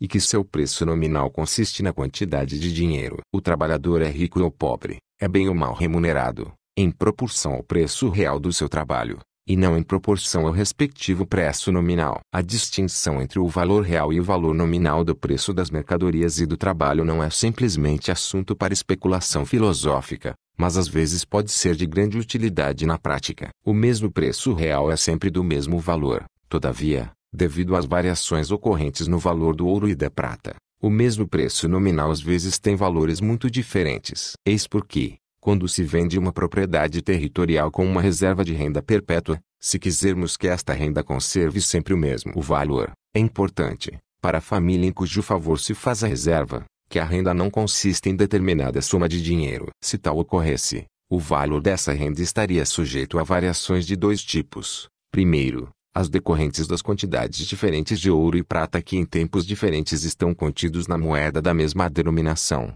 Em segundo lugar, estaria exposta às variações derivantes dos valores diferentes de quantidades iguais de ouro e prata em momentos diferentes. Os príncipes e os estados soberanos frequentemente imaginaram ter interesse temporário em diminuir a quantidade de metal puro contido em suas moedas, mas raramente imaginaram ter interesse em aumentá-la. Eis porque a quantidade de metal contido nas moedas, de todo o mundo, acredito, tem diminuído continuamente, e dificilmente aumentou em algum caso. Tais variações, portanto, tendem quase sempre a reduzir o valor de uma renda deixada em dinheiro. A descoberta das minas da América diminuiu o valor do ouro e da prata na Europa. Costuma-se supor, embora sem prová-lo com certeza, em meu modo de ver, que esta redução ainda continua gradualmente, e assim continuará por muito tempo. Com base nessa hipótese, portanto, tais variações têm mais probabilidade de diminuir do que de aumentar o valor de uma renda deixada em dinheiro, mesmo estipulando-se que ela seja paga não nessa ou naquela quantidade de dinheiro, em moeda desta ou daquela denominação, em tantas ou tantas libras esterlinas, por exemplo, mas em tantas ou tantas onças de prata pura ou de prata de um determinado padrão. As rendas que foram reservadas em trigo conservaram muito melhor seu valor do que as reservadas em dinheiro, mesmo que não tenham ocorrido mudanças na denominação do dinheiro. No 18º ano do reinado de Isabel foi decretado que 1/3 da renda de todos os arrendamentos de terras feitos por universidades fosse reservado em trigo, e que essa renda fosse paga em espécie ou em conformidade com os preços correntes do trigo no mercado público mais próximo. Ora, segundo o Dr. Blackstone, o dinheiro proveniente dessa renda em trigo, embora originalmente constituísse apenas 1/3 do total, na época atual representa quase o dobro do que provém dos outros 2/3. Segundo esse cálculo, portanto, as antigas rendas em dinheiro das universidades ficaram reduzidas mais ou menos a 1/4 de seu antigo valor, ou seja, valem hoje apenas pouco mais de 1/4 da quantidade de trigo que valiam antigamente. Ora, desde o reinado de Filipe de Maria a denominação do dinheiro inglês sofreu pouco ou nenhuma alteração, sendo que o mesmo número de fibras, shillings e pence tem contido quase a mesma quantidade de prata pura. Logo, essa redução do valor das rendas em dinheiro das universidades se deve inteiramente à diminuição do valor da prata. Quando a diminuição do valor da prata se associa à redução da quantidade de prata contida na moeda da mesma denominação, a perda é muitas vezes ainda maior. Na Escócia, onde a denominação da moeda passou por mudanças muito maiores do que na Inglaterra, e na França, onde as mudanças foram ainda maiores do que na Escócia, algumas rendas antigas, originariamente de grande valor, foram dessa forma reduzidas praticamente a zero. Quantidades iguais de trabalho são compradas com maior precisão, em um futuro distante, com quantidades iguais de trigo, a subsistência do trabalhador, do que com quantidades iguais de ouro ou de prata, ou talvez com quantidades iguais de qualquer outra mercadoria. Portanto, em um futuro distante, quantidades iguais de trigo terão o mesmo valor real com maior precisão,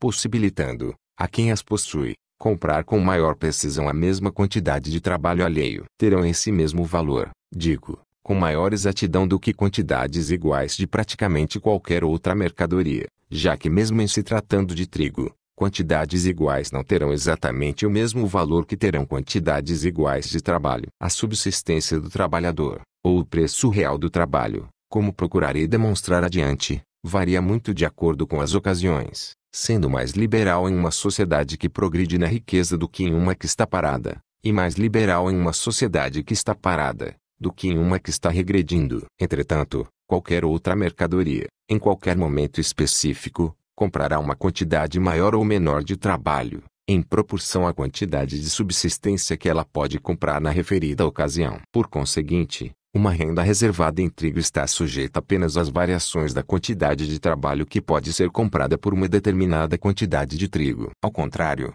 uma renda reservada em qualquer outra mercadoria está sujeita não somente às variações da quantidade de trabalho que se pode comprar por uma quantidade específica de trigo, mas também às variações da quantidade de trigo que se pode comprar com qualquer quantidade específica da respectiva mercadoria. Cumpre, porém, observar que, embora o valor real de uma renda em trigo varie muito menos, de um século para outro, do que o valor de uma renda em dinheiro, ele varia muito mais, de um ano para outro. O preço do trabalho em dinheiro, conforme procurarei demonstrar adiante, não flutua de ano para ano com a flutuação do preço do trigo em dinheiro, mas parece ajustar-se em toda parte, não ao preço temporário ou ocasional do trigo, mas ao seu preço médio ou comum. Por sua vez, o preço médio ou comum do trigo, como tentarei igualmente demonstrar mais adiante, é regulado pelo valor da prata, pela abundância ou escassez das minas que fornecem este metal ao mercado, ou pela quantidade de trabalho que é preciso empregar,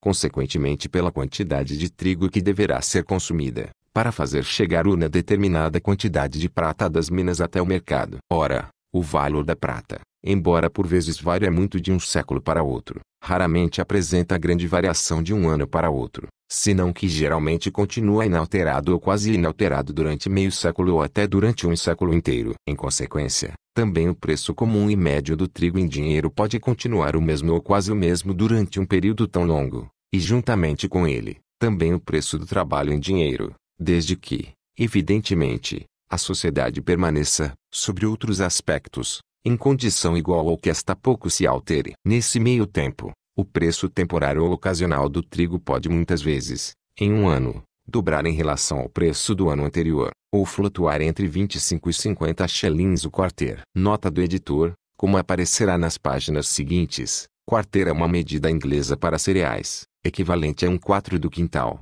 ou seja, 28 libras. Mas, quando o trigo estiver a esse preço de 50 shillings o quarter, não somente o valor nominal mas também o valor real de uma renda em trigo terá o dobro do valor que tinha quando o quarter de trigo estava a 5 shillings, ou seja, conseguirá comprar o dobro da quantidade de trabalho ou da maior parte das outras mercadorias. Em contrapartida, o preço do trabalho em dinheiro e, juntamente com ele, o da maioria das outras coisas, continuará inalterado no decurso de todas as flutuações mencionadas. Fica, pois, evidente que o trabalho é a única medida universal e a única medida precisa de valor, ou seja, o único padrão através do qual podemos comparar os valores de mercadorias diferentes, em todos os tempos e em todos os lugares. Não se pode estimar o valor real de mercadorias diferentes de um século para outro, pelas quantidades de prata pelas quais foram compradas. Não podemos estimar esse valor, de um ano para outro, com base nas quantidades de trigo. Pelas quantidades de trabalho podemos,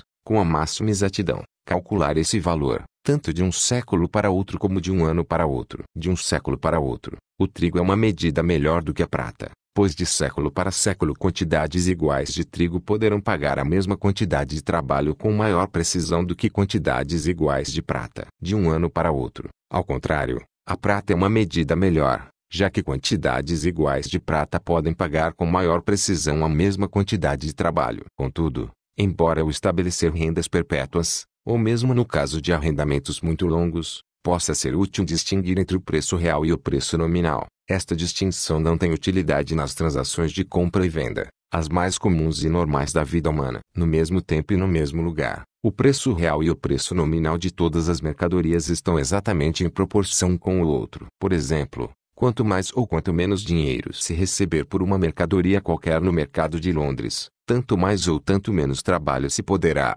no mesmo tempo e no mesmo lugar, comprar ou comandar. No mesmo tempo e lugar, portanto o dinheiro é a medida exata do valor real de troca de todas as mercadorias. Assim é, porém, somente no mesmo tempo e no mesmo lugar. Embora em lugares distantes não haja proporção regular entre o preço real e o preço em dinheiro das mercadorias, o comerciante que leva bens de um lugar para outro só precisa considerar o preço em dinheiro, ou a diferença entre a quantidade de prata pela qual os compra e aquela pela qual tem probabilidade de vendê-los. Meia onça de prata em Cantão, na China, pode comandar uma quantidade maior de trabalho de artigos necessários e convenientes para a vida, do que uma onça em Londres. Portanto, uma mercadoria que se vende por 2 onças de prata em Cantão pode ser lá realmente mais cara, de importância real maior para a pessoa que a possui lá, do que uma mercadoria que se vende por 2 onças em Londres ou é para a pessoa que a possui em Londres. Se, porém, uma comerciante londrina puder comprar em Cantão, por 2 onças de prata, uma mercadoria que depois pode vender em Londres por 1 onça, ganhará 100% no negócio, exatamente tanto quanto se 1 onça de prata tivesse em Londres exatamente o mesmo valor que em Cantão. Não importa para ele se 2 onças de prata em Cantão lhe teria permitido comprar mais trabalho e quantidade maior de artigos necessários ou convenientes para a vida do que 1 onça em Londres. 1 onça de prata em Londres sempre lhe permitirá comandar o duplo da quantidade de trabalho e de mercadorias, em relação ao que lhe poderia permitir 2 onças de prata em Cantão. É precisamente isso que o comerciante quer. Uma vez que, portanto, é o preço nominal das coisas, ou seja, o seu preço em dinheiro, que em última análise determina se uma certa compra ou venda é prudente ou imprudente, e consequentemente é esse o preço que regula quase toda a economia na vida real normal em que entra em jogo o preço. Não é de admirar que se lhe tenha dispensado muito mais atenção do que ao preço real. Em uma obra como esta, porém, por vezes pode ser útil comparar os valores reais diferentes de uma mercadoria em tempos e lugares diferentes, ou seja, os diferentes graus de poder sobre o trabalho alheio que a referida mercadoria pode ter dado, em ocasiões diferentes, àqueles que a possuíam. Nesse caso, devemos comparar não tanto as diferentes quantidades de prata pelas quais a mercadoria era normalmente vendida, mas antes as diferentes quantidades de trabalho que poderiam ter sido compradas por essas quantidades diferentes de prata. Todavia, dificilmente se poderá saber, com algum grau de precisão, os preços correntes do trabalho em tempos e lugares distantes. Os do trigo, embora só tenham sido registrados com regularidade em certos lugares, geralmente são mais bem conhecidos e foram anotados com maior frequência pelos historiadores e outros escritores. Geralmente, pois, temos que contentar-nos com esses preços, não como se estivessem sempre exatamente na mesma proporção que os preços correntes do trabalho, mas como sendo a maior aproximação que geralmente se pode ter em relação a essa proporção. Mais adiante terei ocasião de fazer várias comparações desse tipo. À medida que avançava a indústria, as nações comerciantes consideraram conveniente cunhar dinheiro-moeda em metais diferentes, em ouro para pagamentos maiores, em prata para compras de valor moderado e em cobre, ou outro metal menos nobre, para as compras de valor ainda menor. Todavia, sempre consideraram um desses metais como sendo a medida ou o padrão de valor mais peculiar do que o dos outros dois metais. Essa preferência parece geralmente haver sido dada àquele metal que havia sido o primeiro a ser usado por essas nações como instrumento de comércio. Tendo uma vez começado a utilizar esse metal como seu padrão, e o devem ter feito quando não dispunham de outro dinheiro, geralmente as nações continuaram a utilizar como dinheiro esse metal, mesmo quando a necessidade já não era mais a mesma. Pelo que se diz, os romanos só possuíam dinheiro em cobre até 5 anos antes da Guerra Púnica. Plínio. Op. Cit. Livro 33º. Capitão I. Quando então começaram pela primeira vez a cunhar moeda em prata. Por isso, ao que parece, o cobre continuou, mesmo depois disso, a vigorar sempre como uma medida de valor na República Romana. Em Roma todos os cálculos eram feitos ou em asses ou em sestércios e na mesma moeda eram também computadas todas as propriedades fundiárias. Ora, o asse sempre foi a denominação de uma moeda de cobre. A palavra sestércio significa 2 asses. Embora, portanto, originalmente o sestércio fosse uma moeda de prata, seu valor era calculado em cobre. Em Roma, quem possuísse muito dinheiro, era mencionado como tendo muito cobre de outras pessoas. As nações nórdicas que se estabeleceram sobre as ruínas do Império Romano parecem ter adotado desde o início o dinheiro de prata, e não ter conhecido moedas de ouro ou de cobre por muito tempo depois. Havia moedas de prata na Inglaterra, ao tempo dos Saxões, mas poucas moedas de ouro até a época de Eduardo III, e nenhuma moeda de cobre até a de Jaime I, da Grã-Bretanha. Na Inglaterra, portanto, e em todas as outras nações europeias modernas, pelas mesmas razões, como acredito, todos os cálculos e a contabilidade são feitos em prata, sendo em prata que também se computa geralmente o valor de todos os bens e propriedades. Quando queremos expressar o valor da fortuna de alguém, raramente mencionamos o número de guineus. O que fazemos é mencionar o número de libras esterlinas que supostamente se daria pela fortuna. Inicialmente, em todos os países, creio, um pagamento legal corrente só podia ser feito na moeda do metal que era particularmente considerado como padrão ou medida de valor. Na Inglaterra, o ouro não era inicialmente considerado como moeda corrente, ainda muito tempo depois de haver moedas de ouro. A proporção entre os valores do ouro e da prata não era determinada por lei pública ou por proclamação, mas sua fixação era deixada ao encargo do mercado. Se um devedor oferecia pagamento em ouro, o credor podia simplesmente recusar este pagamento, ou então aceitá-lo, mas o valor era acordado entre as duas partes. Atualmente, o cobre não é moeda legal, a não ser como troco para moedas de prata menores. Nessa conjuntura, a diferenciação entre o metal que era o padrão e o metal que não era constituía algo mais que uma distinção nominal. No decorrer do tempo, e à medida em que as pessoas se familiarizavam cada vez mais com o uso dos diversos metais em moeda, e consequentemente também com a proporção existente entre os valores respectivos, considerou-se conveniente, na maioria dos países, conforme acredito, fixar com segurança essa proporção, sancionando por lei, por exemplo, que um guinéu de tal peso e tal quilate equivale a 21 shillings, ou seja, representa um pagamento legal para um débito desse montante. Nessa situação, e enquanto durar uma proporção regulamentada desse tipo, a distinção entre o metal padrão e o metal que não é padrão toma-se pouco mais do que uma distinção nominal. Todavia, se houver qualquer mudança nessa proporção regulamentada, novamente a distinção toma-se, ou ao menos parece tornar-se, algo mais do que uma distinção puramente nominal. Se, por exemplo, o valor de um guinéu regulamentado fosse reduzido para 20 shillings, ou subisse para 22 shillings, sendo todos os cálculos e a contabilidade feitos em moeda prata e quase todas as obrigações de débito sendo expressos na mesma moeda, a maior parte dos pagamentos poderia ser feita com a mesma quantidade de moeda prata que antes. Todavia, seriam necessárias quantidades muito diferentes de moeda ouro, uma quantidade maior em um caso, e uma quantidade menor no outro. O valor da prata variaria menos que o do ouro. A prata serviria para medir o ouro, mas não vice-versa. O valor do ouro pareceria depender da quantidade de prata pela qual seria trocado, ao passo que o valor da prata não pareceria depender da quantidade de ouro pela qual seria trocaria. Essa diferença, porém, dever-se-ia toda ela ao costume de contabilizar e exprimir o montante de todas as somas, grandes e pequenas,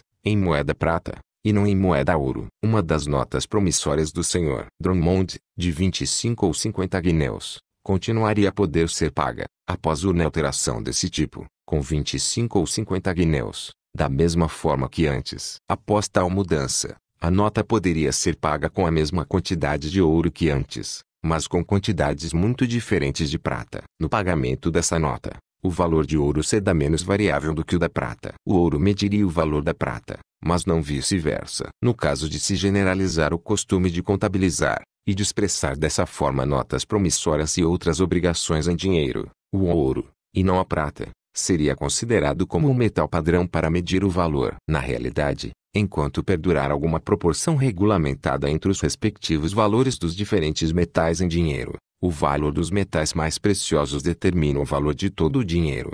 12 pence de cobre contém 2 livre-aveupoides de cobre não da melhor qualidade, o qual, antes de ser cunhado, raramente vale 7 pence em prata. Mas, como a regulamentação estabelece que 12 desses pence equivalem a 1 shilling, o mercado considera que eles valem 1 shilling, podendo-se a qualquer momento receber por eles 1 shilling. Mesmo antes da última reforma da moeda ouro da Grã-Bretanha, o ouro, ao menos a parte que circulava em Londres e nas vizinhanças, em comparação com a maior parte da prata, desceu menos abaixo de seu peso padrão. Todavia, 21 shillings já desgastados e com a inscrição um tanto apagada eram considerados como equivalentes a um guinéu, o qual talvez também já apresentava certo desgaste, mas raramente tão grande como as moedas de shillings. As últimas regulamentações talvez levaram a moeda ouro mais próximo de seu peso padrão que é possível atingir em qualquer nação, e a ordem de só receber moeda ouro nos locais públicos, por peso, provavelmente preservará essa garantia, enquanto essa ordem for aplicada. A moeda prata continua ainda no mesmo estado de desgaste e desvalorização que antes da reforma da moeda ouro. No mercado, porém, 21 shillings dessa moeda prata desvalorizada continuam a ser considerados como valendo um guinéu dessa moeda de excelente ouro. Evidentemente, a reforma da moeda ouro aumentou o valor da moeda prata que se dá em troca. Na casa da moeda inglesa, 1 libra peso de ouro é cunhada em 44,2 guinéus, os quais, valendo o guinéu 21 shillings, equivalem a 46 libras, 14 shillings e 6 pence. Por conseguinte, 1 onça dessa moeda ouro vale 3 libras. 17s. 10,2d. Em prata. Na Inglaterra, não se paga taxa pela cunhagem, razão pela qual quem leva 1 libra peso ou 1 onça de ouro padrão à casa da moeda, recebe de volta 1 libra peso ou 1 onça de ouro em moeda, sem nenhuma dedução. Disse, pois, que 3 libras esterlinas, 17 shillings e 10,2 pence por onça são o preço do ouro na casa da moeda da Inglaterra, ou seja, a quantidade de ouro em moeda que a casa da moeda paga pelo ouro padrão em lingote. Antes da reforma da moeda ouro, o preço do ouro padrão em lingote no mercado durante muitos anos esteve acima de 3 libras. 18s, às vezes acima de 3 libras. 19s, e com muita frequência, acima de 4 libras esterlinas por onça, sendo que esse montante, no estado de desgaste e desvalorização da moeda ouro, provavelmente em poucos casos continha mais do que 1 onça de ouro padrão. Desde a reforma da moeda ouro, o preço de mercado do ouro padrão em lingote raramente supera 3 libras. 17s. 7d. Por onça. Antes da reforma da moeda ouro, o preço de mercado estava sempre mais ou menos acima do preço da casa da moeda. A partir dessa reforma, o preço de mercado esteve constantemente abaixo do preço da casa da moeda. Mas esse preço de mercado é o mesmo, quer seja pago em moeda de ouro ou em moeda de prata. Por isso, a recente reforma da moeda ouro elevou não somente o valor da moeda ouro, mas também da moeda prata, em proporção com ouro em lingote, e provavelmente também em proporção a todas as outras mercadorias, embora pelo fato de o preço da maior parte das outras mercadorias ser influenciado por tantas outras causas, o aumento do valor da moeda ouro ou da moeda prata, em proporção com as mercadorias, possa não ser tão claro e perceptível. Na casa da moeda da Inglaterra, 1 libra peso de prata padrão em barras é cunhada em 62 shillings, contendo, da mesma forma, 1 libra peso de prata padrão. Disse, pois, que 5 shillings e 2 pence por onça constituem o preço da prata na casa da moeda da Inglaterra, ou a quantidade da moeda prata que a casa da moeda dá em troco de prata padrão em barras. Antes da reforma da moeda ouro, o preço de mercado da prata padrão em barras era, em ocasiões diferentes, 5 shillings e 4 pence, 5 shillings e 7 pence, e com muita frequência 5 shillings e 8 pence, por onça. Todavia, 5,07 parecem ter sido o preço mais comum. A partir da reforma da moeda ouro, o preço de mercado da prata padrão em barras caiu em certas ocasiões para 5,03, 5,04 e 5,05 por onça, sendo que dificilmente ultrapassou alguma vez esse último preço. Embora o preço de mercado da prata padrão em barras tenha caído consideravelmente desde a reforma da moeda ouro, não baixou tanto como o preço da Casa da Moeda. Na proporção entre os diversos metais na moeda inglesa, assim como o cobre é cotado muito acima do seu valor real, da mesma forma a prata é cotada levemente abaixo do seu valor real. No mercado da Europa, na moeda francesa e na holandesa, por 1 onça de ouro fino se obtém aproximadamente 14 onças de prata fina. Já no dinheiro inglês, por 1 onça de ouro fino se obtém em torno de 15 onças de prata, isto é, mais do que vale o ouro na estimativa geral da Europa. Mas já que o preço do cobre em barras não é aumentado, mesmo na Inglaterra, pelo alto preço do cobre em dinheiro inglês, o preço da prata em barras não é baixado pelo baixo valor da prata em dinheiro inglês. A prata em barras ainda conserva a sua proporção adequada com o ouro, e pela mesma razão, o cobre em barras conserva a sua proporção adequada em relação à prata. Com a reforma da moeda prata no reinado de Guilherme III, o preço da prata em barras ainda continuou algo acima do preço da Casa da Moeda. Locke atribuiu a esse alto preço a permissão de exportar moeda prata. Dizia ele que essa permissão de exportar fez com que a demanda de prata em barras fosse maior que a demanda de prata em moeda. Todavia, certamente o número de pessoas que desejam moeda prata para os usos comuns de comprar e vender no país certamente é muito superior ao daqueles que querem prata em barras ou para exportar ou para alguma outra finalidade. Atualmente existe uma permissão semelhante para exportar ouro em lingote, e uma proibição semelhante de exportar ouro em moeda. E no entanto, o preço do ouro em lingote desceu abaixo do preço da Casa da Moeda. Ora, no dinheiro inglês, a prata estava, então como hoje, abaixo do preço, em proporção com o ouro, e o dinheiro ouro, que na época não parecia necessitar de reforma, regulava, tanto então como hoje, o valor real de todo o dinheiro. Já que a reforma da moeda prata não reduziu na época o preço da prata em barras ao preço da Casa da Moeda, não é muito provável que uma reforma similar o fizesse hoje. Se a moeda prata fosse novamente aproximada ao seu peso padrão, tanto quanto o ouro, é provável que um guinéu, de acordo com a proporção atual, pudesse ser trocado por mais prata em dinheiro do que aquilo que o guinéu poderia comprar em barra. Contendo a prata seu pleno peso padrão, nesse caso haveria lucro em fundi-la, a fim de primeiro vender a barra por moeda ouro, e depois trocar essa moeda ouro por moeda prata a ser fundida da mesma forma. Ao que parece, o único método de evitar esse inconveniente consiste em fazer alguma alteração na proporção atual. Possivelmente,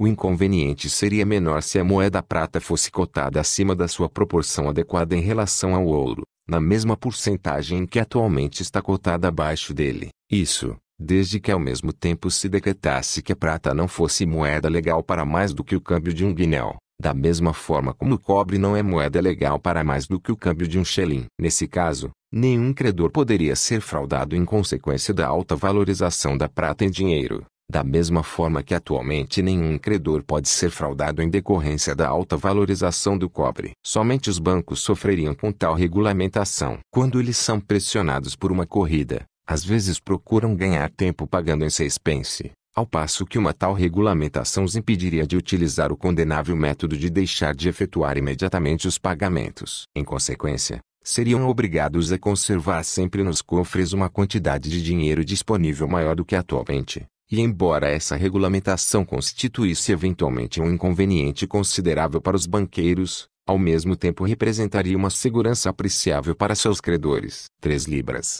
17s. E 10,12d. Preço do ouro na Casa da Moeda, certamente não contém, mesmo em nossa excelente moeda ouro atual, mais do que 1 onça de ouro padrão, e poder-se-ia pensar, portanto, que essa quantia não possa comprar mais ouro padrão em lingotes do que isso. Mas o ouro em moeda é mais conveniente do que o ouro em lingote e embora na Inglaterra a cunhagem seja livre, o ouro que é levado em lingote à Casa da Moeda raramente pode ser restituído em dinheiro ao proprietário antes de algumas semanas, e no ritmo atual de operação da Casa da Moeda, isso não poderia ocorrer antes de vários meses. Essa demora equivale a certa taxa ou imposto, fazendo com que o ouro em dinheiro tenha valor algo maior do que uma quantidade igual de ouro em barra. Se no sistema monetário inglês a prata fosse cotada de acordo com a sua proporção adequada em relação ao ouro, o preço da prata em barras provavelmente cairia abaixo do preço da Casa da Moeda, mesmo sem nenhuma reforma da moeda prata, e até o valor das atuais moedas de prata, já tão desgastadas pelo uso, seria regulado pelo valor da excelente moeda ouro pela qual podem ser cambiadas. Provavelmente, a introdução de uma pequena taxa cobrada pela cunhagem, tanto de ouro como de prata, aumentaria ainda mais a superioridade desses metais em moeda, em relação a uma quantidade igual de cada um desses dois metais em barra. Nesse caso, a cunhagem aumentaria o valor do metal cunhado em proporção à extensão dessa pequena taxa, pela mesma razão que a moda aumenta o valor das bachelas de prata ou ouro em proporção com o preço dessa moda. A superioridade da moeda sobre o metal em barras evitaria a fusão das moedas e desestimularia sua exportação. E se, por alguma exigência do bem-estar público, se tomasse necessário exportar as moedas, a maior parte delas voltaria logo, espontaneamente. No exterior, essas moedas só poderiam ser vendidas pelo seu peso em barras. Em nosso país, elas poderiam ser vendidas por mais do que isso. Por conseguinte, haveria um lucro em reconduzi-las ao país. Na França, impõe-se uma taxa de aproximadamente 8% na cunhagem. Conforme se afirma, a moeda francesa, quando exportada, regressa novamente ao país espontaneamente. As flutuações ocasionais do preço de mercado do ouro e da prata em barras derivam das mesmas causas que as flutuações similares que ocorrem no preço de mercado de todas as outras mercadorias. A perda frequente desses metais, devido a acidentes de transporte por mar e terra, ao consumo contínuo dos mesmos nas operações de douração e incrustação, à confecção de adornos etc., ao desgaste das moedas pelo uso frequente exige, em todos os países que não possuem minas próprias, uma importação contínua, a fim de compensar essas perdas. Os importadores, como aliás todos os comerciantes, suponho, procuram, na medida do possível, adaptar suas importações à demanda imediata conforme seu cálculo de probabilidade. Todavia, não obstante todas as cautelas, por vezes exageram nas importações, por vezes ficam abaixo da demanda real. Quando importam mais ouro ou prata do que a demanda exige, ao invés de assumirem o risco e o incômodo de reexportar o excedente, às vezes preferem vender-o na parte a preço levemente abaixo do preço normal ou médio. Ao contrário, quando importam menos do que o desejado pela demanda, às vezes conseguem preços superiores aos normais ou médios. Mas quando, com todas essas flutuações ocasionais, o preço de mercado, do ouro ou da prata em barras, continua durante vários anos consecutivos a manter-se constantemente mais ou menos acima ou mais ou menos abaixo do preço da Casa da Moeda, podemos estar certos de que essa constante superioridade ou inferioridade é resultante de alguma coisa no tocante ao estado da moeda, fator esse que faz com que certa quantidade de moeda equivalha a mais ou a menos do que a quantidade exata de metal em lingote que a moeda deve conter. A constância e a firmeza do efeito supõem constância e firmeza proporcionais na causa. O dinheiro de qualquer país constitui, em qualquer tempo e lugar específico, uma medida mais ou menos acurada do valor, conforme a moeda corrente compatibilizar mais ou menos exatamente com seu padrão, ou seja, conforme ela contiver com precisão maior ou menor a quantidade exata de ouro puro ou prata pura que deve conter. Se, por exemplo, na Inglaterra, 44,12 guineus contivessem exatamente 1 libra-peso de ouro padrão, ou 11 onças de ouro fino e 1 onça de ouro liga, a moeda ouro na Inglaterra seria uma medida tão precisa do valor efetivo das mercadorias a qualquer tempo e lugar, quanto a natureza das coisas permitisse. Se, ao contrário, devido à fricção constante e ao uso, 44,12 guineus geralmente contiverem menos do que 1 libra-peso de ouro padrão, e a diminuição for maior em algumas peças do que em outras, o dinheiro como medida do valor estará sujeito ao mesmo tipo de imprecisão ao qual estão expostos normalmente todos os outros pesos e medidas. Já que raramente acontece que as moedas estejam totalmente de acordo com o padrão,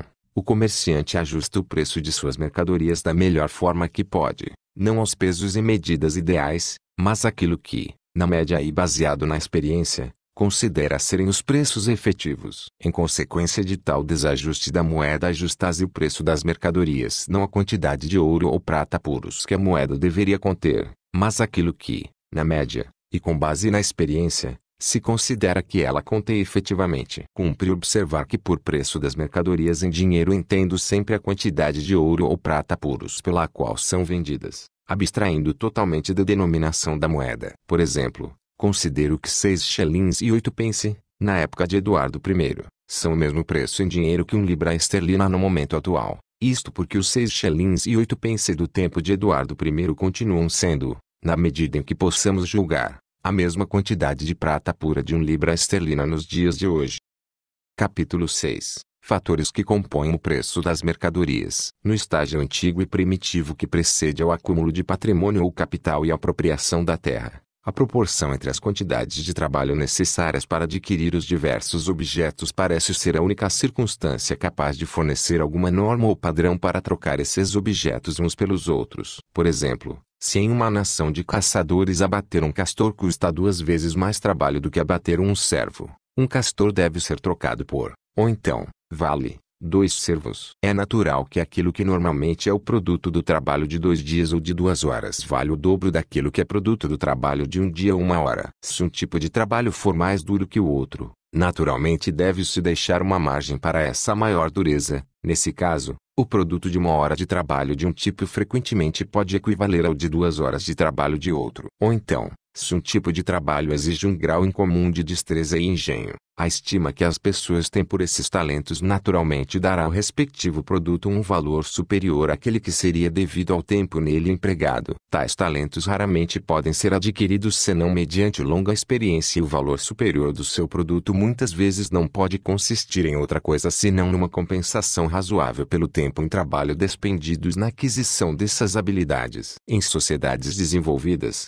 essa compensação pela maior dureza de trabalho ou pela maior habilidade costuma ser feita através dos salários pagos pelo trabalho. Algo semelhante deve ter havido provavelmente nos estágios mais primitivos da civilização. Nessa situação, todo o produto do trabalho pertence ao trabalhador, e a quantidade de trabalho normalmente empregada em adquirir ou produzir uma mercadoria é a única circunstância capaz de regular ou determinar a quantidade de trabalho que ela normalmente deve comprar, comandar ou pela qual deve ser trocada. No momento em que o patrimônio ou capital se acumulou nas mãos de pessoas particulares, algumas delas naturalmente empregarão esse capital para contratar pessoas laboriosas, fornecendo-lhes matérias-primas e subsistência a fim de oferir lucro com a venda do trabalho dessas pessoas ou com aquilo que este trabalho acrescenta ao valor desses materiais. Ao trocar-se o produto acabado por dinheiro ou por trabalho, ou por outros bens, além do que pode ser suficiente para pagar o preço dos materiais e os salários dos trabalhadores, deverá resultar algo para pagar os lucros do empresário,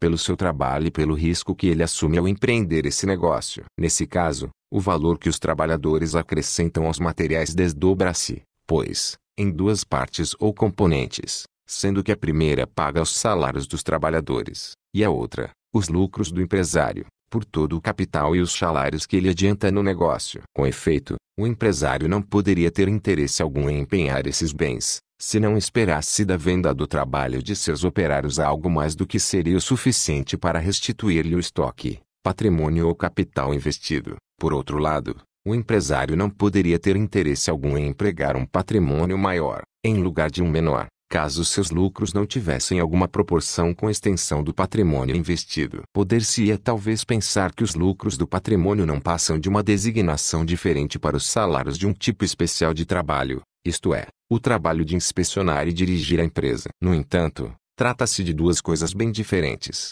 O lucro é regulado por princípios totalmente distintos, não tendo nenhuma proporção com a quantidade, a dureza ou engenho desse suposto trabalho de inspecionar e dirigir, e totalmente regulado pelo valor do capital ou patrimônio empregado, sendo o lucro maior ou menor em proporção com a extensão desse patrimônio. Suponhamos, por exemplo, que em determinada localidade, em que o lucro anual normal do patrimônio empenhado em manufatura é de 10%, existam 2 manufaturas diferentes, que empregam, cada uma delas, 20 operários, recebendo cada um 15 libras esterlinas por ano, ou seja, tendo cada uma das 2 manufaturas uma despesa de 300 libras esterlinas por ano para pagar os operários. Suponhamos também que os materiais usados e as matérias-primas processadas anualmente pela primeira manufatura sejam pouco refinadas e custem apenas 700 libras esterlinas, ao passo que as matérias-primas utilizadas pela segunda são mais refinadas e custam 7.000 libras esterlinas. Nesse caso, o capital anual empregado na primeira é de apenas 1.000 libras,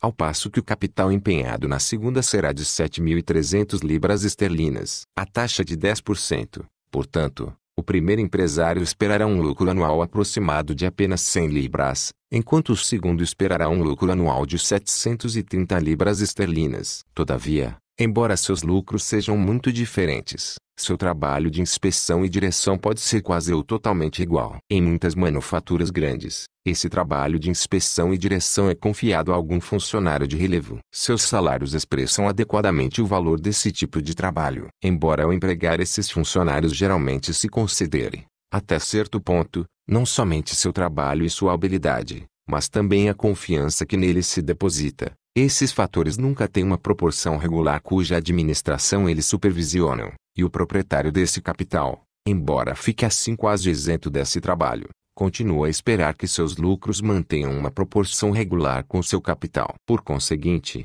no preço das mercadorias, os lucros do patrimônio ou capital empenhado constituem um componente totalmente distinto dos salários pagos pelo trabalho, sendo regulados por princípios bem diferentes. Já nessa situação, o produto total do trabalho nem sempre pertence ao trabalhador. Na maioria dos casos, este deve reparti-lo com o dono do capital que lhe dá emprego. Também já não se pode dizer que a quantidade de trabalho normalmente empregada para adquirir ou produzir uma mercadoria seja a única circunstância a determinar a quantidade que ele normalmente pode comprar, comandar ou pela qual pode ser trocada. É evidente que uma quantidade adicional é devida pelos lucros do capital, pois este adiantou os salários e forneceu os materiais para o trabalho dos operários. No momento em que toda a terra de um país se tomou propriedade privada, os donos das terras, como quaisquer outras pessoas, gostam de colher onde nunca semearam, exigindo uma renda, mesmo pelos produtos naturais da terra. A madeira da floresta, o capim do campo e todos os frutos da terra,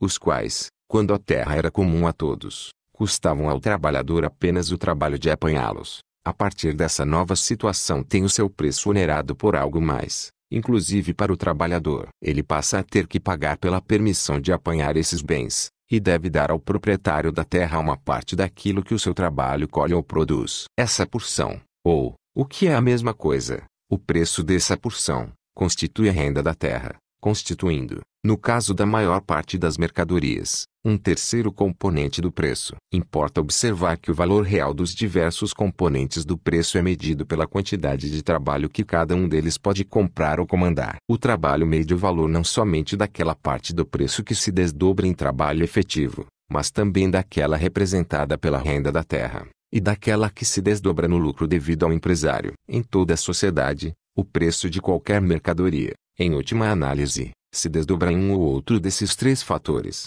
ou então nos três conjuntamente, e em toda sociedade mais evoluída, os três componentes integram, em medida maior ou menor, o preço da grande maioria das mercadorias. No preço do trigo, por exemplo, uma parte paga a renda devida ao dono da terra, uma outra paga os salários ou manutenção dos trabalhadores e do gado empregado na produção do trigo, e a terceira paga o lucro do responsável pela exploração da terra. Essas três partes perfazem, diretamente ou em última análise, o preço total do trigo. Poder-se-ia talvez pensar que é necessária uma quarta parte, para substituir o capital do responsável direto pela exploração da terra, ou para compensar o desgaste do gado empregado no cultivo e o desgaste de outros equipamentos agrícolas. Todavia, deve-se considerar que o próprio preço e qualquer equipamento ou instrumento agrícola, como por exemplo de um cavalo utilizado no trabalho, se compõe também ele dos mesmos três itens enumerados: a renda da terra no qual o cavalo é criado, o trabalho despendido em criá-lo e cuidar dele,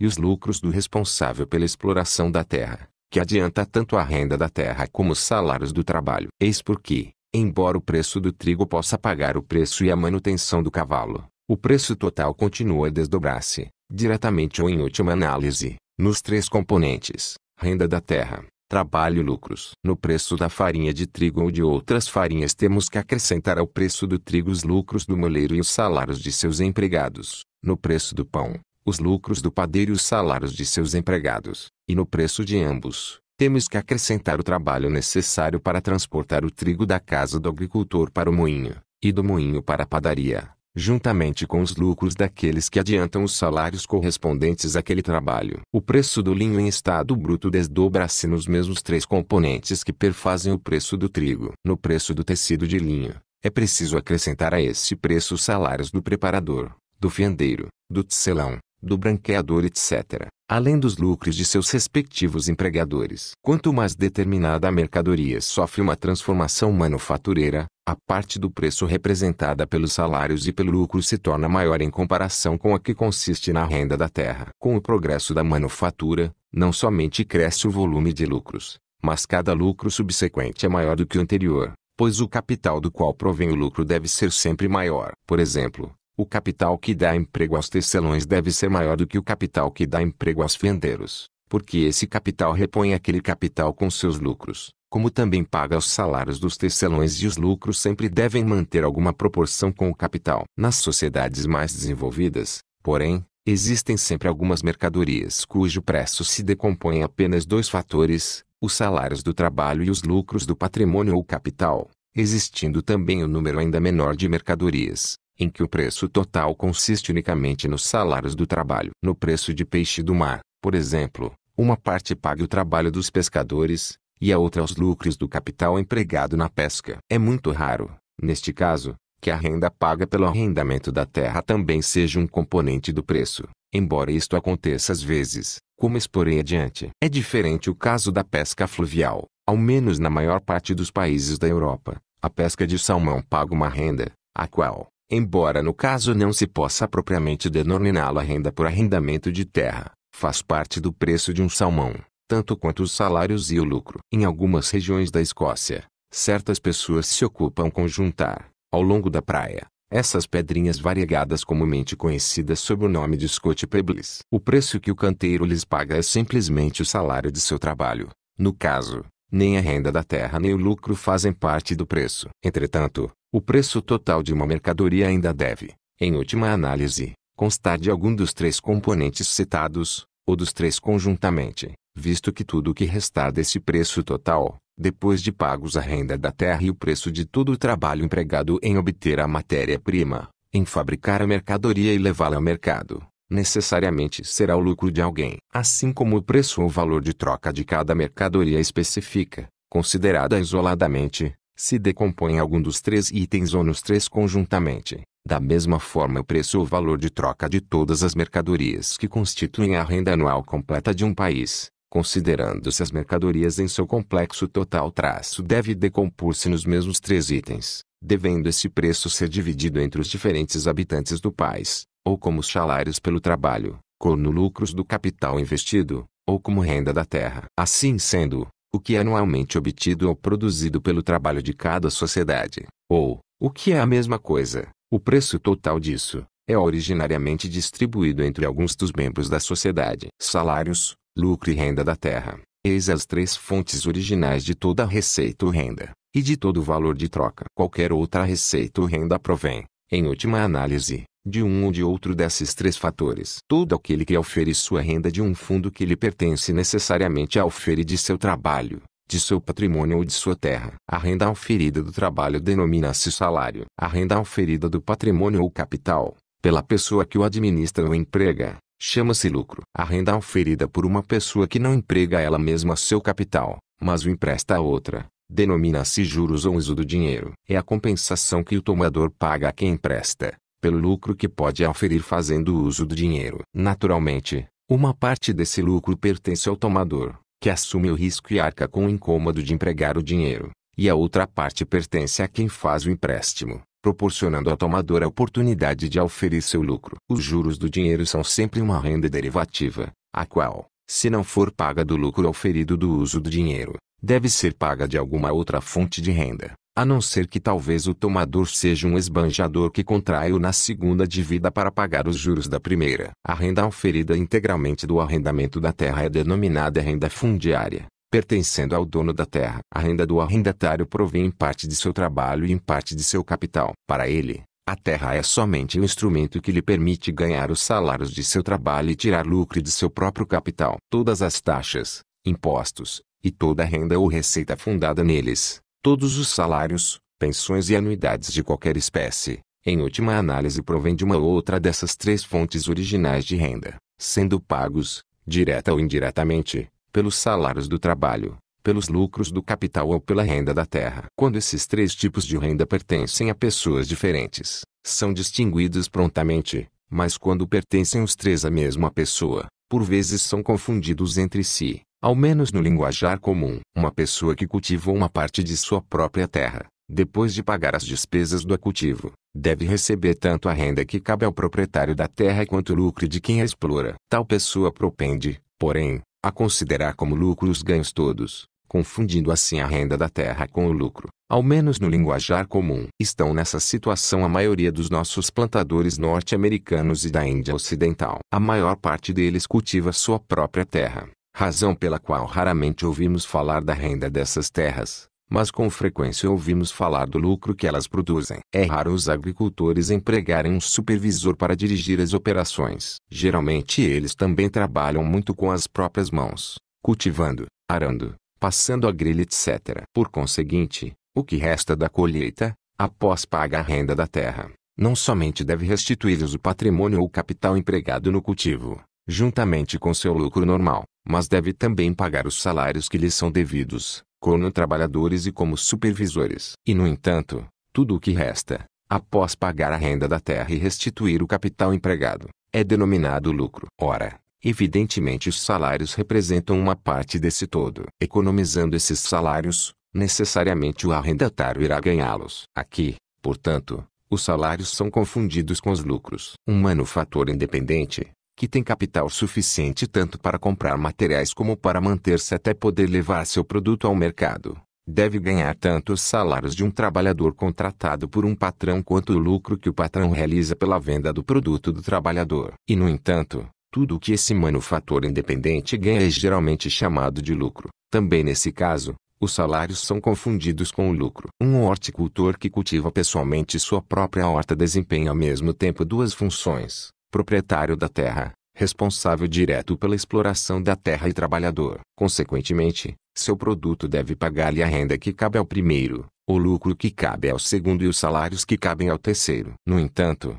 comumente tudo é considerado como proventos de seu trabalho. Nesse caso, tanto a da terra como o lucro são confundidos com os salários. Já que em um país evoluído há somente poucas mercadorias cujo valor de troca provém exclusivamente do trabalho, sendo que a terra e o lucro contribuem em larga escala para perfazer o valor de troca da maior parte das mercadorias, a produção do trabalho anual sempre será suficiente para comprar ou comandar uma quantidade de trabalho muito maior do que a que foi empregada para obter, preparar e produção ao mercado. Se a sociedade empregasse todo o trabalho que pode comprar anualmente, já que a cada ano aumentaria consideravelmente a quantidade de trabalho, a produção de cada ano sucessivo teria um valor muito superior ao da produção do ano anterior. Entretanto, não existe país algum em que toda a produção anual seja empregada na manutenção dos trabalhadores ativos. Em toda parte, os ociosos consomem grande parte desta produção. De acordo, pois, com as diferentes proporções em que a produção anual é a cada ano dividida entre os ativos e os ociosos, o valor comum ou médio dessa produção deverá, de um ano para outro, aumentar, diminuir ou permanecer inalterado.